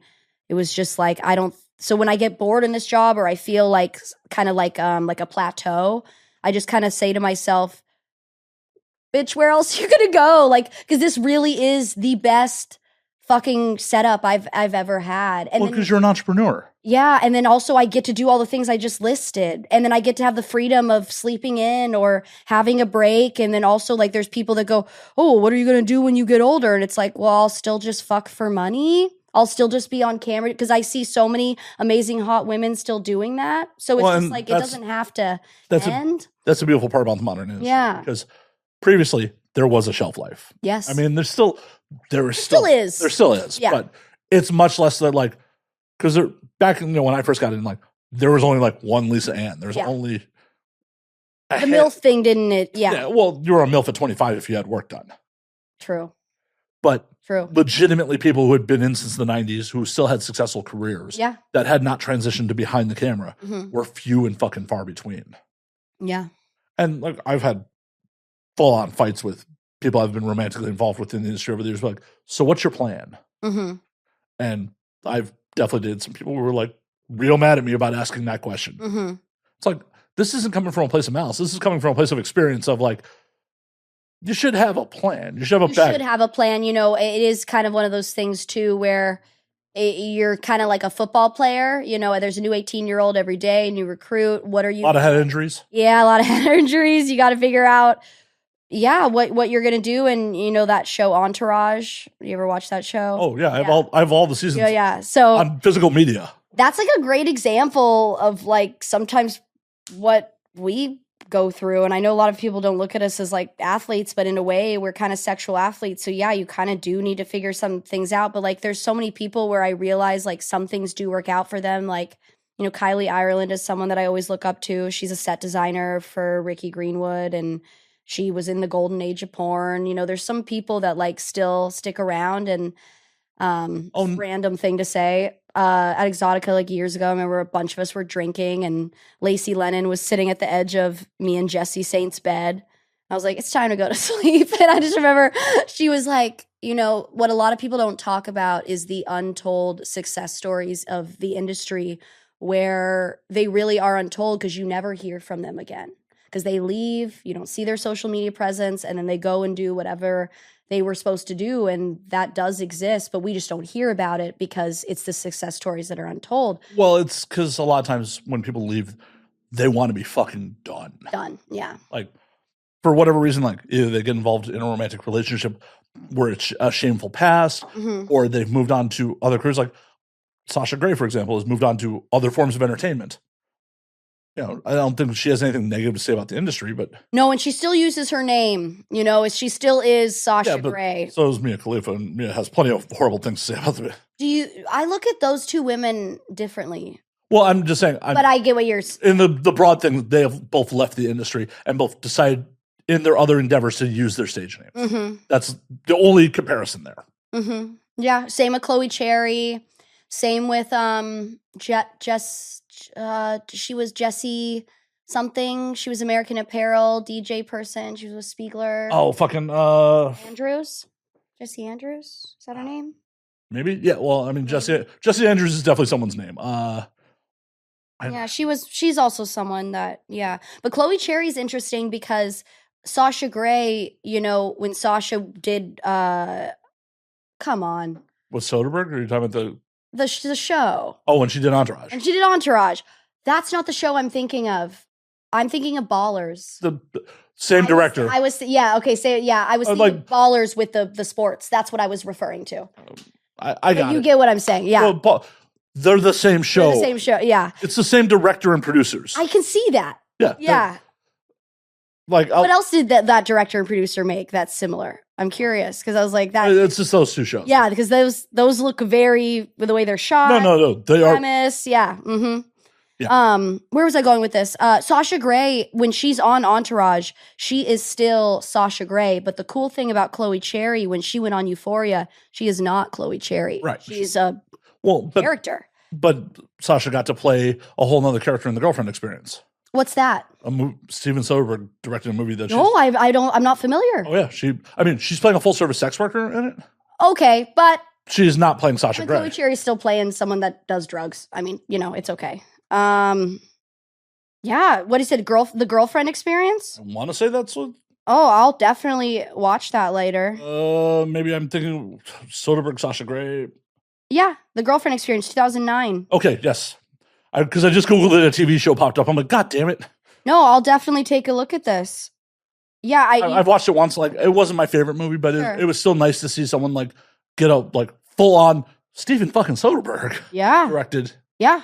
That's fucking legit. That's legit as fuck. You know, Anna Fox was in Tangerine. Did you watch Tangerine? Yeah. That one was good. So I recently just watched a lot of our like industry movies, silly, that I've never seen those. I watched Mope.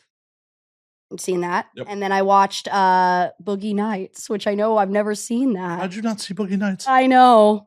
And you know what's so funny is I've seen multiple people quote it. Like I know the quotable things. Watching it was different, you know? And I was like, wow, these are like major people. Heather Graham. Oh, and in the height of their power. Yeah. Yeah. And apparently, I'm sure you know this, but Leonardo DiCaprio was supposed to be in Mark Wahlberg's place, but he had the Titanic, so he gave it to Mark. And I think Leo would have done a great job doing that role as well. Yeah, it would have been definitely different vibes. Yeah. I've had a Mark Wahlberg moment in the mirror like that. I think we all have. You have a giant cock? No, but we were like beefing yourself up, where you're like talking to yourself, you know? Okay, I was about to be really confused. I mean, like, no shade. I mean, hey, I've worn a strap on. I've talked to myself in the a Okay. lot of Futanari happening now, you know? I don't know. I saw that movie in theaters. Oh, cool. Okay. So, like, Yeah, and like legit. me and my fucking high school friends would Sick. was dickhead. I was like, what the fuck? Cool. Yeah. I mean, when she starts just slugging on that dude, like when she's the roller girl, Yep. it took a turn. I was like, whoa, you know. But I mean, that was, I guess, they were trying to showcase that switch of The ups and downs and yeah. Well, and some of the things that like they dramatized in that movie Mhm. are based on some really dark shit in real life. Mhm. Have you ever seen Wonderland? No, So are you familiar with the Wonderland murders? no, probably, maybe. Tell me. So there was this low level gang Mhm. up on Wonderland, up in Laurel Canyon, that were drug dealers, like thieves, and John Holmes used to get his drugs from them. these guys end up robbing this guy named Eddie Nash, who's Okay. a crime boss. Mm-hmm. Nash finds out that Holmes let them into his house. The Wonderland Gang gets beaten to death with pipes. Oh. Val Kilmer plays John Holmes in the movie version. Mm-hmm. It's kind of a fucked up story, like, because John Holmes is on the decline at this point. He's a drug addict. He's not really shooting porn anymore. Mm-hmm. But the scene in Boogie Nights where like they rob the guy who's in the robe, like, was a dramatization of the Eddie Nash robbery. Okay. Yeah, no, yeah, everything you're saying, I'm not familiar. Yeah. I like movies. That's how. So what is it? This is called Wonderland? Mhm. Okay. That's how I ended up here. I like movies. Yeah. I see that. Yeah, Do you own any VHS? no. I got rid of my VHS when I started replacing it all with DVDs. Yeah, I get it. But there were definitely ups and downs. I mean, I'm sure in your time in the industry, there's definitely ups and downs. Like, Well, it's also something that I talk about with friends is like the time period of industry that I'm in right now is a really special time. You know, like we'll look back 20 years from now and be like, oh, that was that time, you know? So it's, yeah, like I feel like I got in actually at a good point. Like I got in right after when COVID started, you know, COVID wasn't ending, but the industry was opening back up again. oh shit, you're that new? Yeah. I started in 2019, but I only had like 1 or 2 scenes when I lived in Oregon. And then Sandra from OC was like, you said you were going to move. The industry's opening back up again. Like you said you were going to move. And I was like, okay, fuck it. I'll move. So I moved 2020 in June. It was rough. Oh my God, it was rough. But then I got a golden retriever and that helped. And then, and then I was just working all the time. Cause like right when that industry opened up again, people were ready to work. So there was a lot of work. And then now, like I see people come in and people are working, but they're not working as much as there was. There's not that much studio work. No. Because at the end of the day, how do studios make money? Yeah. Like, by people buying it off the website. So if there's too much free porn and free content, then why are they making studio porn? well, that's part of it. Okay. I mean, that's been like when I got in, DVDs were still very much a thing. Right. Yeah. And then Manwin at the time. Was it MindGeek then? It was Manwin, then MindGeek, then Halo. It's gone through multiple names. And that's another thing too to realize I've been in long enough where it's not MindGeek anymore. Right. Because I'll say that to people and they go, "What?" I still say MindGeek all the time. Same, yeah. But it was Manwin. Okay. And what year was that? Do you remember? So I got switch? When they switched, it'd be like 2015. Okay. All right. I Yeah. think Yeah. around there. Sure. But when I first got in, like, I worked for people that own studios, or one person who owned a studio, and then one person who was a contract director for a major studio. And it's like the hub was the enemy. They were stealing people's content. Mm-hmm. Like, if you did a Red 2 radio interview in those days, it's like, what the fuck are you doing? You're consorting with the enemy. Okay. No, I get the vibe. As they've gotten market dominance, everyone, obviously, I've worked on ALO sets. Oh, yeah, of course. Like, they've paid me. Yeah, I mean, paycheck's a paycheck. Right. But it's just been an evolution. And then the OF evolution has changed things even more. Because, like, many of its clips for sale all have been around forever. Right. But it was this lightning in the bottle of everyone's at home. Production is not happening. Mm-hmm. Everyone has STEMI checks that they want to spend. Mm-hmm. Well, shit, I can do OF content from home. Mm-hmm. And everyone has disposable income to pay for it. So that changed it even more. Yeah. And who knows where it goes from here, where fucking shit is being VPN blocked. It's a weird time. It's a weird time. I mean, to be able to see like all of the top searches for Pornhub for the past few years, and then now when we look at top searches, half the states are grayed out. You can't see them. That's odd, you know? And the EU is talking about blocking, the UK is talking about blocking all step. Yeah. Like, and they already did it with the choking. So now I just shot for Tushy Raw. I just shot for Adult Time. We're not allowed to do choking at all anymore. That bummed me out. Well, it's interesting. It would have made me excited back when I had choking trauma, but I actually worked really hard to get over my choking trauma. So it's kind of, if I would have just gotten over my choking trauma and then this happened, I would have been kind of annoyed. But I've had a few years of choking where I'm fine.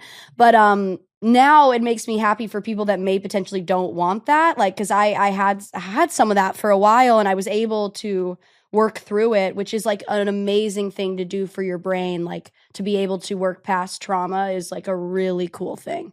Yeah. So then You're not supposed to just self-medicate forever? it can help. It can work for a while, but then you actually have to dig in your brain. I know. Might. Yeah. You want to take a break for a refill? Yeah. Do you have any more in there? Or is it done? No, we got to make more. Yeah, let's do it. Plus, my grocery showed up while we're. Yeah, then let's take a break. And we're back. Did you use the restroom? I didn't, but I actually don't really have to pee. It's okay. I'll go at the very end.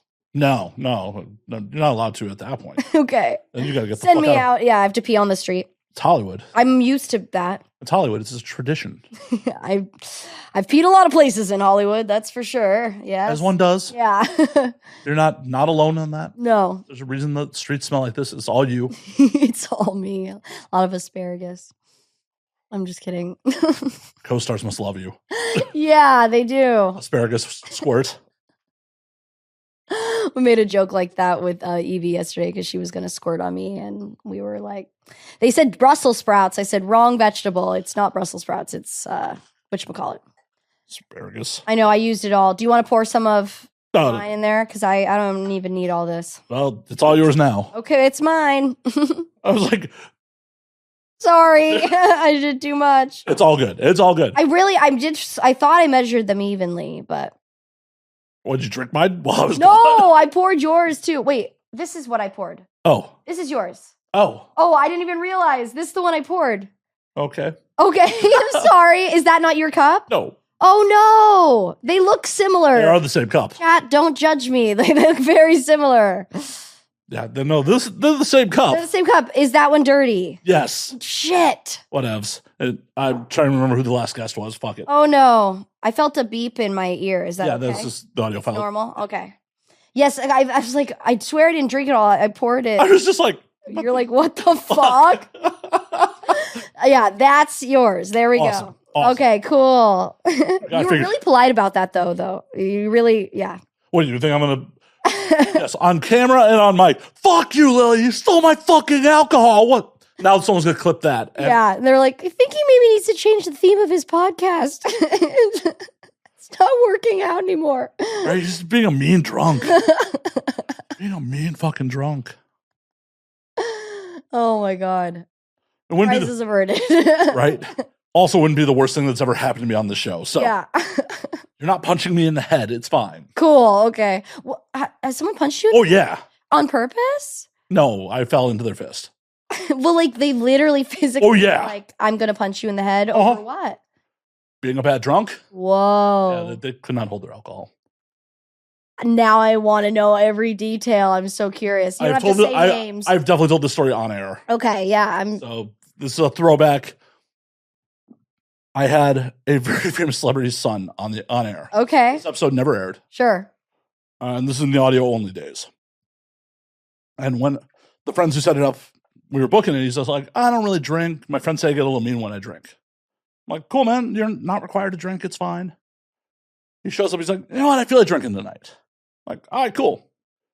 We start throwing back shots at the counter. And in hindsight, was a giant red flag was he went to bang down a third one without me. Okay. Yeah, that is a red flag. Yep. At the moment, I was just like, does this dude not think I can hang? Pour me one, too. Yeah. We get on air. We kill a full bottle of 90 proof bourbon in the first hour of the show. Okay. Then he's getting beers. He's opening beers with his teeth. And we take a break just like we did. just now. Sure. Refill piss. And he's like, I sound cool, right? I'm like, of course, man. He's like, good. You know, if you don't make me sound cool, I could beat your ass. I'm like, whatever you say, dude. I'm super dismissive of like the situation. Sure, because you just think he's bro being bro, Yeah. like saying something. And he's like, no, look at me, look at you. I could beat your ass. I'm like, whatever you say, man. And he gets up, different table at the time, gets up and just clocks me in the fucking head. What'd you say? You need to leave? Get the fuck out? Well, I immediately established wrist control so I don't get punched again. Yeah. And he was so drunk, like a second later, he's like, why are you holding my wrists? I'm like, because you just punched me in the head, dude. And he said, oh. I'm like, you gotta go. Yeah. He was like, all right, can I piss first? I'm like, Yeah, because I don't want you want to get, yeah, I get it. I don't want Okay. him pissing in my house. Sure. So he goes and pisses. I go get a gun. Yeah. I just put it in my waistband. Like, Sure. like I don't know this dude. He is Yeah, this you guy. don't know what can happen. Yeah, I get it. I'm like- Protect yourself. I'm not letting this dude get violent with me again. Yeah. And I'm like, all right, time to go, man. He's like, aren't we finishing the podcast? I'm like, no, man, you punched me in that. He's like, oh, would money make it better? I'm Bro, that's crazy. like, no, man, it's time for you to go. That's probably what you said he's a famous person's son. Mhm. Yeah, well. Like, no, man, it's time for you to go. I get him out of the apartment, Mm-hmm. kicks the door a couple times on the way out. The following morning at like 7 o'clock in the morning, my doorbell's linked to my phone. Uh-huh. Doorbell. I'm like, hello. It's like, hey, Matt, do you know where I parked last night? I'm like, no, dude, I have no fucking idea where you parked. Did I not leave your place cool last night? I'm like, no, you did not. Best of luck to you. Yeah. I found out from the mutuals, apparently he had gone up and down Hollywood Boulevard getting kicked out of bars and then came to at like 4 o'clock in the morning, like cuddling a homeless person on Hollywood Boulevard. Couldn't find his car, walked back to his place in Mid-City as his wife was like taking their kid to school. She almost left him over it. I hope they're divorced now. Apparently, that was the last time he ever drank because I've Oh, really? Okay. like the anniversary of the show, like for the next couple of years, he would like message me like, hey man, just want to see how you're doing. I'm still sober. Wow. Yeah. You know, that's actually cool. In a way, do you kind of look at that like you saw someone's rock bottom, like you saw someone go down and you realize, okay, they're down and then they got better? Like, I guess that you kind of got to hand it to them in a way. Yeah. I mean, I guess punching me is someone's rock bottom. But then also cuddling a homeless person and getting kicked out of every single bar, and then your wife's taking your kid to like the night in its whole, and then not remembering and coming back. Where's my car? Did I not leave the house being okay? You know, like, excuse me, I've never had a situation where I've said things that I shouldn't have said where I go, oh my God, did I say that? But I've never had to like, hey, are we not cool anymore? Like, I've never had that happen. And that to me is a problem. Oh, well, I mean, a lot of things are a problem in that story, but you know what I mean? Like, no, I have definitely been drunk to the point where I've been like, hey, are we cool? Like, we had an old saying with my friends in Chicago. It's like, everyone gets a turn to be the asshole. yeah, If it's a habitual thing, then it's a problem. sure. I agree with that. Yeah. But, someone's husband said this on the phone. We all went to Stagecoach, the group people, and someone got way too wasted and ended up dropping trow, pissing in the middle of broad daylight. Kids are at this festival, literal dick and balls out, dropping trow, peeing. Like, it was bad. That's not sexual. It wasn't sexual, but it was one of those situations where, like, bro, your whole cock and balls are out and you're peeing in front of everyone in broad daylight. And so, you know, It's natural. That should be socially acceptable. It's a natural thing. sure, except the porta potties are right there. Have you ever been in those? Those are filthy. And I think that's probably what he was thinking. And then he was, you know, like just kicking water, kicking everywhere, calling the waitress, like the bartenders, cunts and stuff. And I said, just let him fucking go. I said, we're at a place right now where there are cowboys here. If he turns to someone and says one bad thing, someone's going to clock him in the fucking face. Like, it's going to not go well for him. Well, he got back to the place. He's kicking his feet. He's like, shouldn't have drank so much tequila, you know? And the point of why I'm telling this story is the next day, you know, we're all talking about it.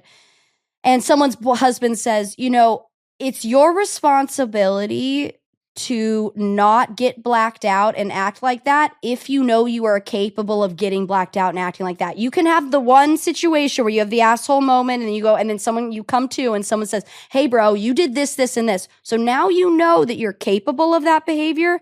It's your job not to get to that point ever again. Now it's your responsibility. Does that make sense? It does.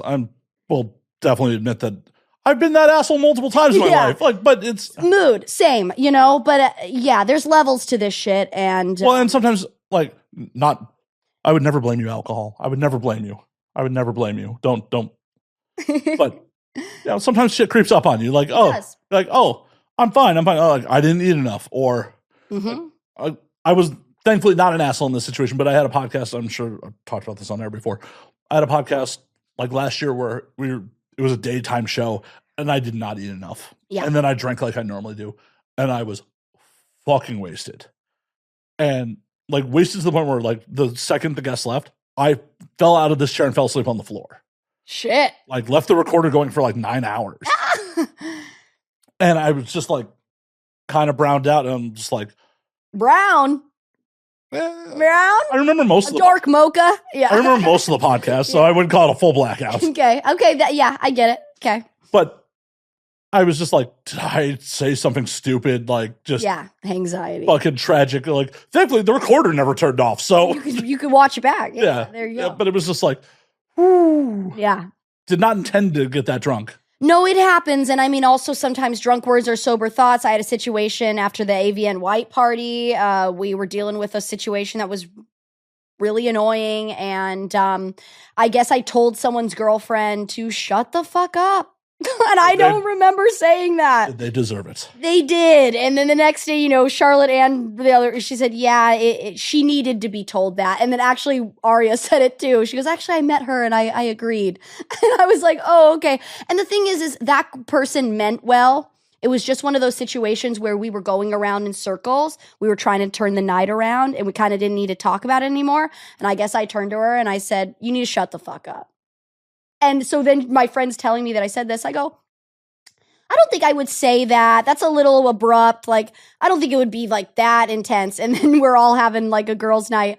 She goes, yeah, you looked her in the eye and told her to shut the fuck up. And I was like, oh, I didn't realize. So things, but it did need to happen. I don't know. Yeah, sometimes shit needs to happen. Oh, yeah, I guess. So sometimes I can be a little abrupt, but I try to do it in I don't know. But then that's the thing is I won't remember. And then someone will tell me and go, Lil, you said this. And then I go, oh, you know. Shit happens. I mean, but if that's the worst thing that happened to that girl at AVN, like, oh God, oh no. No, I think, I think she had an overall, I think it sometimes can be very overwhelming for a partner that is not in sex work to then get into a convention / award show / whole week of craziness and then be immersed in that. It's a lot for anyone. Why was she there? She was dating my friend, they were in a couple. Why would you bring your civilian partner to AVN? A lot of people bring their civilian partners to AVN. Yeah, it's stupid. Some can handle it. Some. Yeah, but you got to dip their toes in it. Like, dip the toe. Got to dip them in like at X3 or Exotica first. And sure. Well, one guy I was supposed to take to AVN last year, he ended up canceling on me because I tried to dip his toe into a sex party and I didn't dip his toe. I grabbed him and threw him in trunks. Hey, good. And it didn't work out. And next time. Trash saw itself out. Oh God, I don't want to say that about him because it was one of those situations where it was like, I needed to facilitate his pleasure. And if I could redo that whole night, I would have made sure. But I drink a little champagne and then I have people wanting to fuck me. And then I look at him and I go, is it okay if I fuck them? What is he going to say? No. We're at a second. Right. But if he's not comfortable with that, it's good that he got out quick. I'm not calling him trash. I'm just saying. Yeah. It was for the best. The incompatibility is going to be there forever. And you're right. He's going to stick around and then resent you. I've seen that so many fucking times. No, you're right. And that's why he didn't go to AVN with me because he said, I can't. He said it wasn't because of the party, but he said, I can't imagine being at AVN with you and getting my picture taken and then being part of that. And what's funny is I said, you actually wouldn't have even been part of the photos. You would have held my purse and actually you wouldn't have even been part of it. But, I get where he's coming from. And good on him for realizing that because so many dudes are so caught up in the moment that they stick it out when they shouldn't. You're so right. And I have a friend that's in a relationship with like that. Yes, tale as old as time. So yes, in a way, I commend him. He's also in a relationship now where I'm very happy to see that. And I think the thing at the party, which was the worst thing, and this is comical, getting fucked from behind, blowing this other guy from the front. I'm not really noticing because I'm getting fucked from behind, but I'm trying to have him be involved. And at this point, his boner's not happening because he just had too much of a weird night. So I'm like, just come sit, because sometimes you can be cucked, but not cucked in a humiliation way. Like, I want you to just be there and see me and touch me. And I guess as I was getting fucked from behind, the guy that was fucking from behind took his jacket off, handed it to the guy that was my date and said, hold this, will you?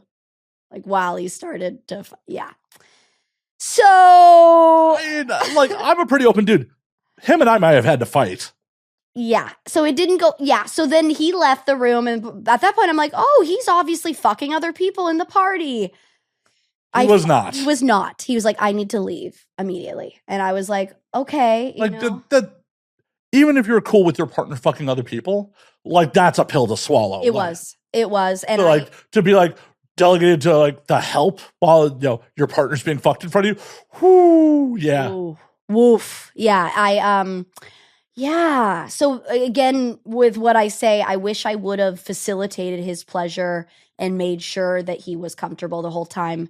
If I could just redo that night. But at the end of the day, you know, he said he was very grateful that he went to that party because he would have never experienced anything like that before. And so, you know, he was very gracious about it, but it was just a situation where I was like, excuse me. Ugh, yeah, it was bad. It's not for everybody. It's not for everybody. And yeah. Yeah, and it's fine. It's okay that it's not for everybody. No, it's not. Well, I'm sure at the time you're like, this is so, it's not a new experience for you. So you're just like, oh, I'm going to go do the thing. Yeah. You weren't thinking of the other person who this is a radically new experience for them. Yeah. Yeah. And that you need to, you know, hold their hand. Yeah. Because he already was like, oh my God, we're fucking in a room with other people there. Like, that's so insane. I'm like, yeah, it is. Well, and it's, if you do something often enough, it's real easy to get jaded to it. Oh, it is. Talking about Amsterdam, you know, the whole time my friends and I are in Amsterdam, we're doing the banana show. We're doing Moulin Rouge. We're like, Well, yeah, boring. that's exactly why I didn't do it when I was there. Okay. Like, my friends were like, do you want to go to a live sex show? I'm like, no, it feels like going to work. It does. And it's also like love this. All the women in the banana show are 40 and older. Yep. They are all older, which is amazing. I kind of love that. And then also their handwriting with their vagina is better than my handwriting normally. You know, so they make the little greeting cards. And it was funny because when I went to the banana show, I was like, this is what Lizzo's PAs and all of her people were upset about. Like, this is it? Like, We live in a different world. yeah, I mean, and now I kind of see where Lizzo was coming from. Like, yeah, just suck the banana dick. What's the big deal? But then everyone else was very upset by that. Sorry, I don't know. I get jaded. Like, I'm like, is it that big of a deal? But it is to some people. Well, you've been inundated with it. Yeah. You're, like, none of your peers think this is weird. Like, No. if your whole social circle's like, this is normal, and you've experienced it a bunch, why would you possibly be like, oh, this is weird, this is abnormal? Like, you have to really take a step back and really consciously think about, Yeah. because it's just like, oh, someone fucking in front of me, what else? Like, this is not sexually arousing to me. I've heard so many civilian dudes be like, oh, dude, I wouldn't be able to keep my, you know, dick soft watching two people have sex in front of me. Like, You will eventually. Yeah, it won't be like that forever. right. You'll really be looking at the clock being like, can I go home yet? Literally. Yeah, and I want another, you know, smart food cheddar. Like, you know, little thing, and then someone ate them all because those are the best ones, and then you're annoyed. That literally always happens. No, I was talking to a friend that had just stopped working, and, you know, she wanted to maybe, you know, make money again, but she doesn't want to do sex work anymore. And I said, what if you PA'd? Like, you have such a good relationship with all the directors, all the people. Because it doesn't pay shit compared to sex work. That, and then also she goes, I don't want to see people have sex anymore, Lily. Like, I'm done. Like, I don't want to. I'm like, why? She goes, I just don't even want to hear it. Like, I don't even want to be around it. I don't That's wanna. horrible. And I was like, really? I'm like, damn. I'm like, it really wouldn't even, because for me, I could turn it off and I could be like another PA and it just wouldn't affect me. But like, she really is done with sex work. So she's like, I don't want to be around it. Well, that's a bummer that, like, sex has such a negative connotation for her at this point. And I don't think it's her fault. I think we don't need to talk about it. It's a lot of things. The industry can be a rough place. And then it's also dating people that can cause things for you where they make you feel small. And if you weren't dating them, you might not feel this way. There are some fragile fucking egos in this biz. God, is there ever? And then it's crazy too when, like, you know, tale as old as time, seeing someone date someone that they met in the industry and then starting to put parameters on them. The no list expands? Yeah. Or like, oh, you can't do this and this and that. Like, I remember when I was dating someone, like I was starting to experiment with anal a little bit. And then he would be like, if I see that you're getting a thumb in your ass, that's our special thing. So then now knowing that you're doing, I'm like, I'm going to do anal on camera. Like, what are you talking about? What the fuck, dude? Special thing? Thumb in the ass? Our special thing should be us on the couch spending time together. Mood. Like that part. Like the sex means nothing. Yeah. I'm a porn adjacent person. Like, I've never been a performer. I've never wanted the job. I have multiple partners who I do not remember their names or never knew them. Sex is so fucking meaningless. Yeah, it really, really is. It really is. Especially with what I just told you about that whole story in Jackson Hole. Like, I just wish that I could go into the women's brains of like the people that cheated and let them know like how meaningless it was. But at the same time, it's not. Like it's like a good double-end story. You know what I mean? The sex itself, the physical act is meaningless. Is meaningless. Yeah. The story is great. It is. It's a good life experience. Like, I've told this story. Like, I hooked up with a random fucking swinger at ABN 14. Like, okay, banged a cabana at Rumor.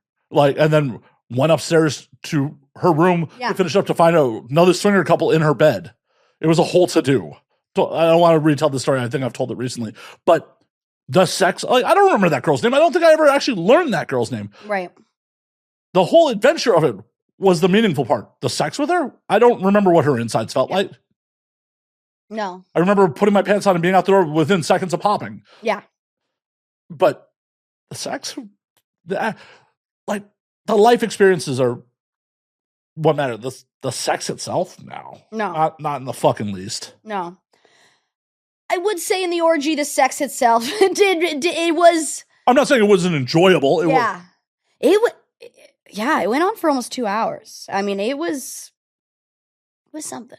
Well, that's awesome. But at the end of the day, it's a fairly recent memory. Down the road. I won't even. Yeah, it won't even. It'll be like you won't remember what that dude looks like, what that dude felt like. No, not at all. And in fact, there's certain moments that happen during certain scenes, like they become like snapshots in your memory, and like there's certain parts I remember. Like I remember coming with Charlotte on the vibrator. I remember one guy like multitasking, like he was doing all things at once. I remember coming with this one guy and he was the funny one during the bar where I didn't think he would, have a lot to give. I just looked at him, I was like, you are such a good little fucker. Like you are fucking the shit out of us. Like there were certain moments like that. So like I have snapshots in my brain, right? Right, but those are the human moments. But the actual physical act, like no, I don't. No, I don't know. Yeah, you won't. You won't remember. Oh. Yeah. Isn't that odd? That's just how that goes. It's just how that goes. Your brain's like, I enjoy sex, but like... Also, if you're drinking. Yeah. Well, I definitely enjoy sex drinking while drinking. But yeah, me too. There's been years where like I did not have sex sober at all. Yeah. But that's neither here nor there. But like even people I was like romantically involved with for a time, it's just like, I remember the sex being good, but like I couldn't tell you exactly... what they felt like being in me? No. Yeah. No. Or vice versa. Yeah. Like, Yes. like she was never inside me. So. Yeah. Well. Not that I judge people that are into that. Just I got Jewish guts. I have Jewish guts. Like I tense up when I know what that means. Yeah. I tense up if a thumb gets anywhere near my asshole. Like no one's pegging me. Sorry. You will strike oil. That's hilarious. But oh my God. Yes, I get it. Oh, you don't want me to expand upon that? Just keep going for another like 5-6 minutes about how horrible it would be to fuck me in the ass? No, do you have a lot of Crohn's in your family? I had it. I have it. Yeah. I mean, I believe I'm in remission. I haven't seen a doctor about it in a minute, but I was diagnosed in 2004. Okay. Yeah, it's rough. The Jewish tummy thing. So my ex's family, his dad is a gastrointestinal. Yeah. He's a lot of Jews. Yep. And so I remember I came out of the bathroom in Salt Lake City, and they all had different tummy medications for me. I was in there for like 20 minutes, and I was getting nervous because I knew I was taking too long. It's like, oh no. And then I told Josh, and he's like, "You're fine. Like my family's totally cool with it." I come out, they're all like, "We have this, and this for you." I was like, you guys are a tummy family. Like, you get it. It was cool. I would have been like, just doom scrolling TikTok. Fuck off. TikTok didn't exist then. This was 2017. Okay, doom scrolling in Twitter. I don't think... I had an I had Snapchat then. You didn't I had have Twitter? Instagram. I didn't really have. I had Twitter, but I wasn't on it because I wasn't. Well, I was a cam girl then. I was still lying because I was doing the dirty Hannah Montana thing. Like I was. His family didn't know what I had a double life. The worst plan ever. Oh, it was. And my parents, they go, Lil, eventually you're gonna have to choose. Like this isn't gonna always work out. I go, no, it's gonna work out. It didn't work out. It never works out. It never did. And but it's also like, why? How are you going to have a loving, trusting relationship with someone if you're hiding that aspect from, everyone involved? Like, oh God, yeah. I mean, and that I was only camming. I wasn't even doing what I did. I was only on Cam Soda, and I had blocked certain states from watching me. But he went to Indiana, so he had friends in Illinois, Florida, New York, New Jersey, like all over. And so everyone in his Rush fraternity class were watching me. Well, at the end of the day, if you're doing the job well, people know you exist. And they thought, yes, thank you. And they thought that he didn't know and that I was cheating on him. And of course he knew the whole time. This is one of the funny stories. The last thing I'll say about it is I was doing this private with this certain guy and I wouldn't see his face. I just see the black screen. And I never said Josh's name on cam, ever. All of a sudden we finish and he goes, I'd love to tag team you with Josh one day. And then can you imagine my face as he says that? I go, what? And it's a black screen and he goes, I know your boyfriend, blah, blah, blah, the thing. And I was like, then I text Josh. I was like, I think I've been Skyping with one of your friends. And then he shows me what he looks like.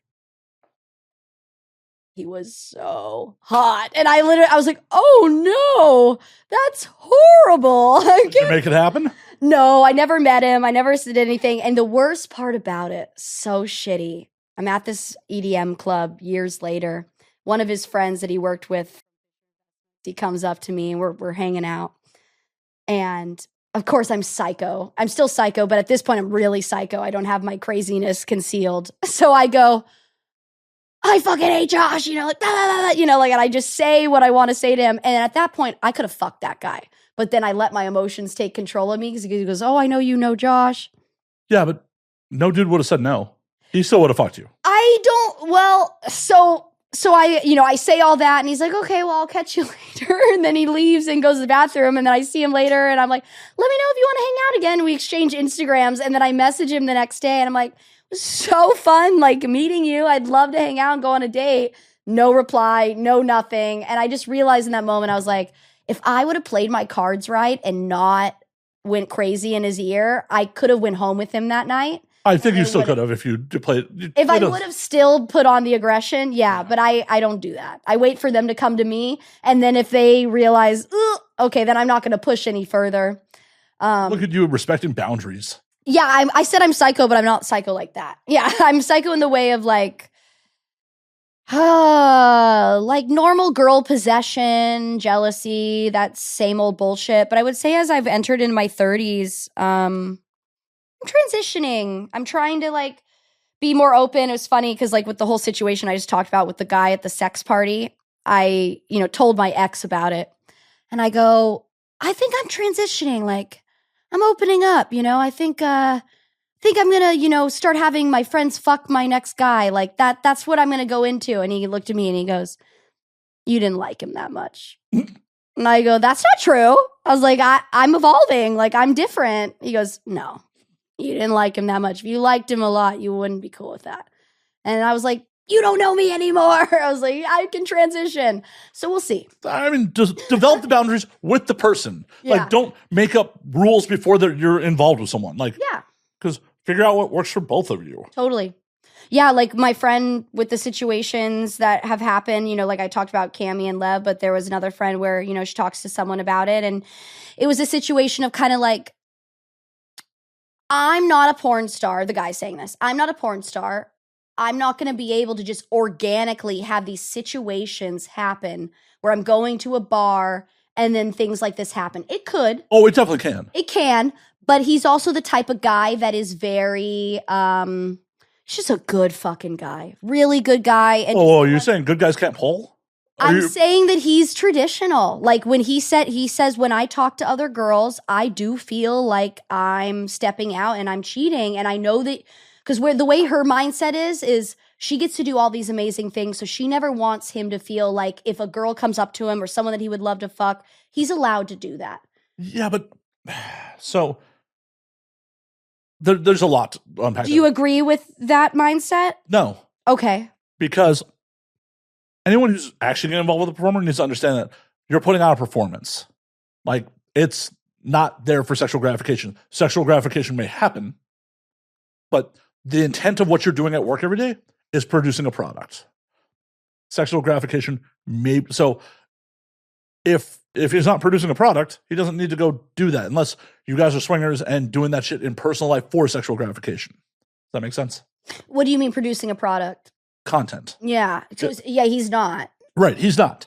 But we weren't producing content. We were just doing this for fun. Right. Well, at that point... So her point is that if he wants to do something for fun and it organically happens, he should be able to. Right, but is that the established rules that she can go do things organically for fun? Yes. Okay, then sure, that's fine. But if it's... I've seen it over the years of, well, you get to have sex on set, so I get to have sex whenever I want. Yeah, and he's totally fine with... He can differentiate the sex on set, the sex for work. He completely differentiates that actually really well. Good. The only issue is the organic, fun, natural stuff. So that does happen with her.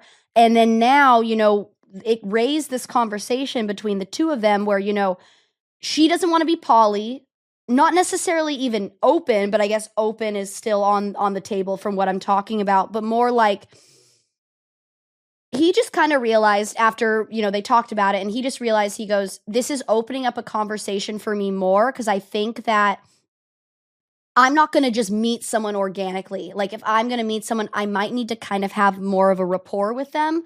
What is the word? Demisexual. Like you need to kind of have like and he goes, that's the type of person I am. So I think it's just not going to organically happen for me at a bar like with you. So if I do go and do something with someone, it might be someone that I have to have a repeated rapport with. And that was something that she never wanted.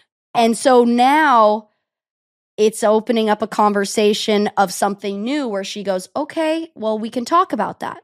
Right. Well, and she has to decide if she's willing to sacrifice her fun or if this relationship won't work. Yeah. Or if she's going to be willing to actually be okay with him having some emotional attachment to someone. Because for me personally, I can't do polyamory. I'm not poly either. And she's not either, you know? Like that's the thing. Like, I don't care about the physical act. I don't have the bandwidth to be emotionally involved with more than one person. And that is the part that stings, is someone else, I'm not looking to be fucking second fiddle to fucking anybody. Mm-hmm. And even if I'm your primary, but I'm going to go spend time with my secondary, like, nah, not down with that. Yeah. Yeah. No, and it also seems like it takes a lot of time. It takes a lot of time to be a poly person. Yeah. Just, my friend said, I don't know if you agree with this. Tell me if I'm wrong. Excuse me. She said, sorry. She said, you're either born poly or you're not. Kind of like you're born gay or you're not. And I said, I don't think I'm poly because I'm not born poly. I don't think I have that in me. That's not me. And she said, I think I was. Sounds exhausting. Yeah. Do you think people can be born poly? Do you think that's a thing? Possibly, but it's also like, it's situational. Someone who's working 2 jobs ain't got time to be poly. Well, I talked to a poly person, this guy who's a PA, and he goes, it's really helpful when your poly partners are all friends. It's like, yeah, I'm sure it is. Till something goes wrong. Yeah, I mean, I don't know. I'm not trying to be sexist here, but like men, my dad is gay and has been in relationships with people and then remain friends, and like he is in a relationship with this guy, married to this guy, and they are all living with someone that his husband was with for 10 years, and then that person is the caretaker of his twin. So they're all living together, and there are multiple decades of relationships in this household, and it lives they coexist. Yeah. So could it happen in a straight household? I don't know. It could. It also could not. I mean, it's situational. Situational. Yeah.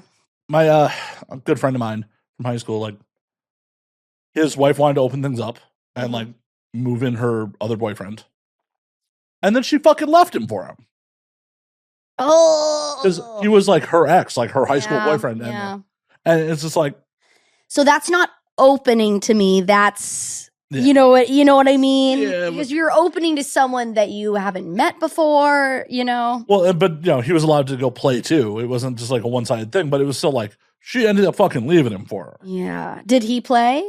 Oh yeah, he played. I mean, but was that play like permissible to alleviate guilt? Who fucking knows? Like, the poly thing is so interesting because, like, say you have your primary partners, right? But then what if you start dating another person that you all of a sudden want to move into that primary position and you have to communicate it with that other? It's almost like really relinquishing any bounds or like it's really hard. Well, and also, like, does your primary partner, can they take that hit to their ego and still stay in the relationship?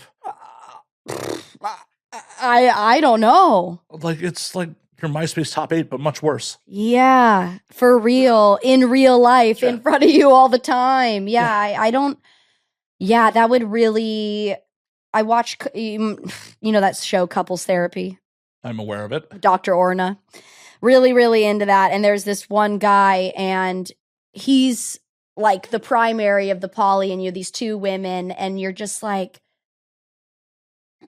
they need to break up from this guy and just go do their own thing. Like the way that they are pandering to him and just.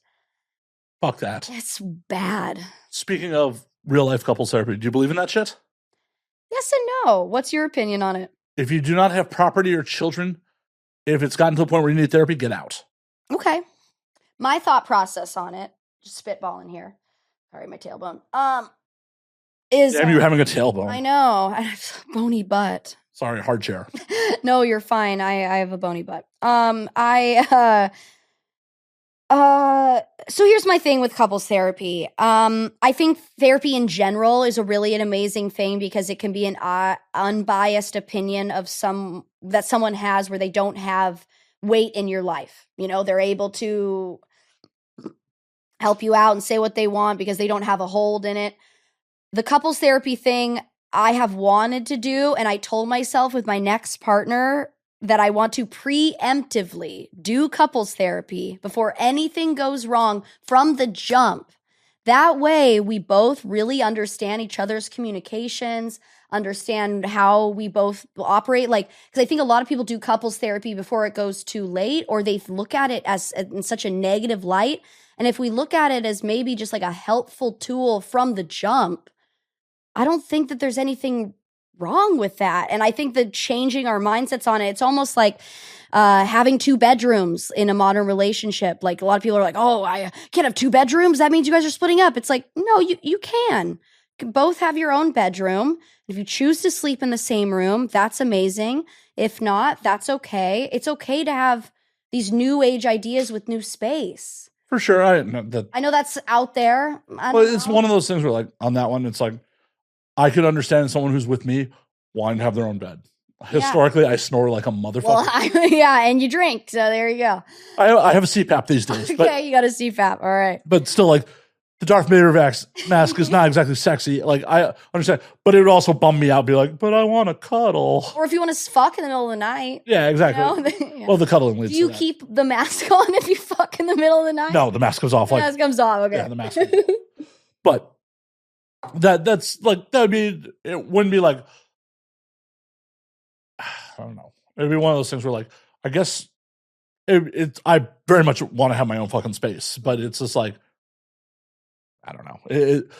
Cross that bridge when I come to it, but I don't know. On the preemptive couples therapy, I don't know. Like, I don't know now that I'm out of a relationship and time has gone on, I think what I said is weirder. But when I was in it and I wanted someone so deeply to do it with me and just to be able to repair, I really did feel that way in my next relationship. But now when I say it, it does sound odd. You should just be able to. Right. Like, if you're incompatible and there's nothing legally tying you together, get the fuck out. My friend is in a situation like that right now where I literally, my one girlfriend, she's super harsh. she just says to her in the group chat, she goes, so have you considered breaking up with her? Because you guys have only been together for like a couple weeks. So you really don't owe this person anything. It could be years. You still don't owe them. You don't.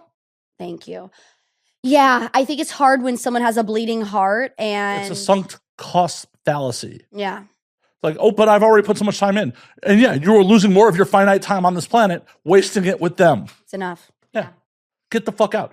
I don't know if you know this. I was a private investigator for a while. Okay. No, I didn't. No. So like one of my guys a couple of years back asked me to go work his girlfriend.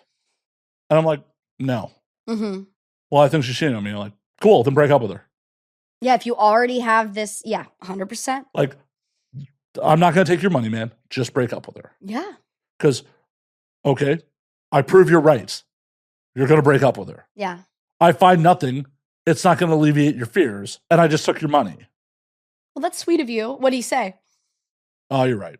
Yeah. I'm like, you don't have children with her. You're not going through a messy divorce. Like, the only reason you want to run that sort of shit is like, there's money on the line, there's property on the line, there's children on the line. Otherwise, if you don't trust your partner, get the fuck out. Yeah. 100%. Yeah. I mean, it's really that simple. It is. I mean, it's much harder when your emotions are actually in it and like, the brain chemicals are like, but I love them. I know it. I've been in it. And then it's hard too when you see friends that are deep in the shits because you're like, I know what that's like. And no, you can lead a horse to water. You can't make it drink. They're gonna have to. Oh, they may resent you for taking them to water. They will. And then hopefully one day when they come to, they can realize, okay, like I had a girlfriend 5 years in this industry. I was like, I don't think she'll ever leave him, and I really let it go. I was like, I don't think she really will. And then that one day that text came and she said, I'm done. And I said, what do you need? Where are you at? I'll be there right now. I'll clean up all your shit. Let's get you the fuck out of there. Like some people really just have to come to their own Everyone senses. does. Everyone does. No one who's in the shit. You got to remember, love brain chems are as addictive as cocaine. Yeah. No one just fucking goes cold turkey unless there's a fucking factor who's like, oh, shit. Mm-hmm. So, no, I've watched abusive relationships with friends in this industry. And it's like, well, I'm not going to fuck up my friendship with these people. Yeah. Just say something because they're not going to listen. They're still in this shit till they, decide that they want out. Yeah.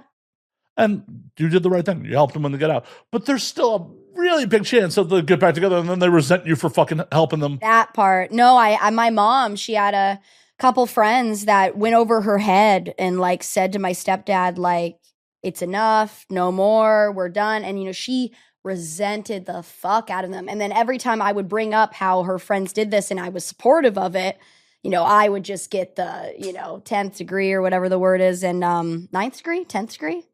Could be both. Yeah. It's one of those older 19th? 19th degree. 9th degree. Someone let me know in the comments. Yeah, I'm not sure. Yeah. I'm sure they will. Yeah. But yeah, they, she had to come to on her own and still honestly to this day, she hasn't fully. Some people never make Some it. people never do. But they'll resent the fuck out of you for trying to help them. Yeah, they will. So why the fuck would you do it? Yeah. Like, oh, I'd like to maintain a relationship with this person, so. It's the sense of justice, like you just want to make them see. But yeah, sometimes it's really not worth it if it, yeah. Yeah, stop being a crime fighter. You're not Batman. I know.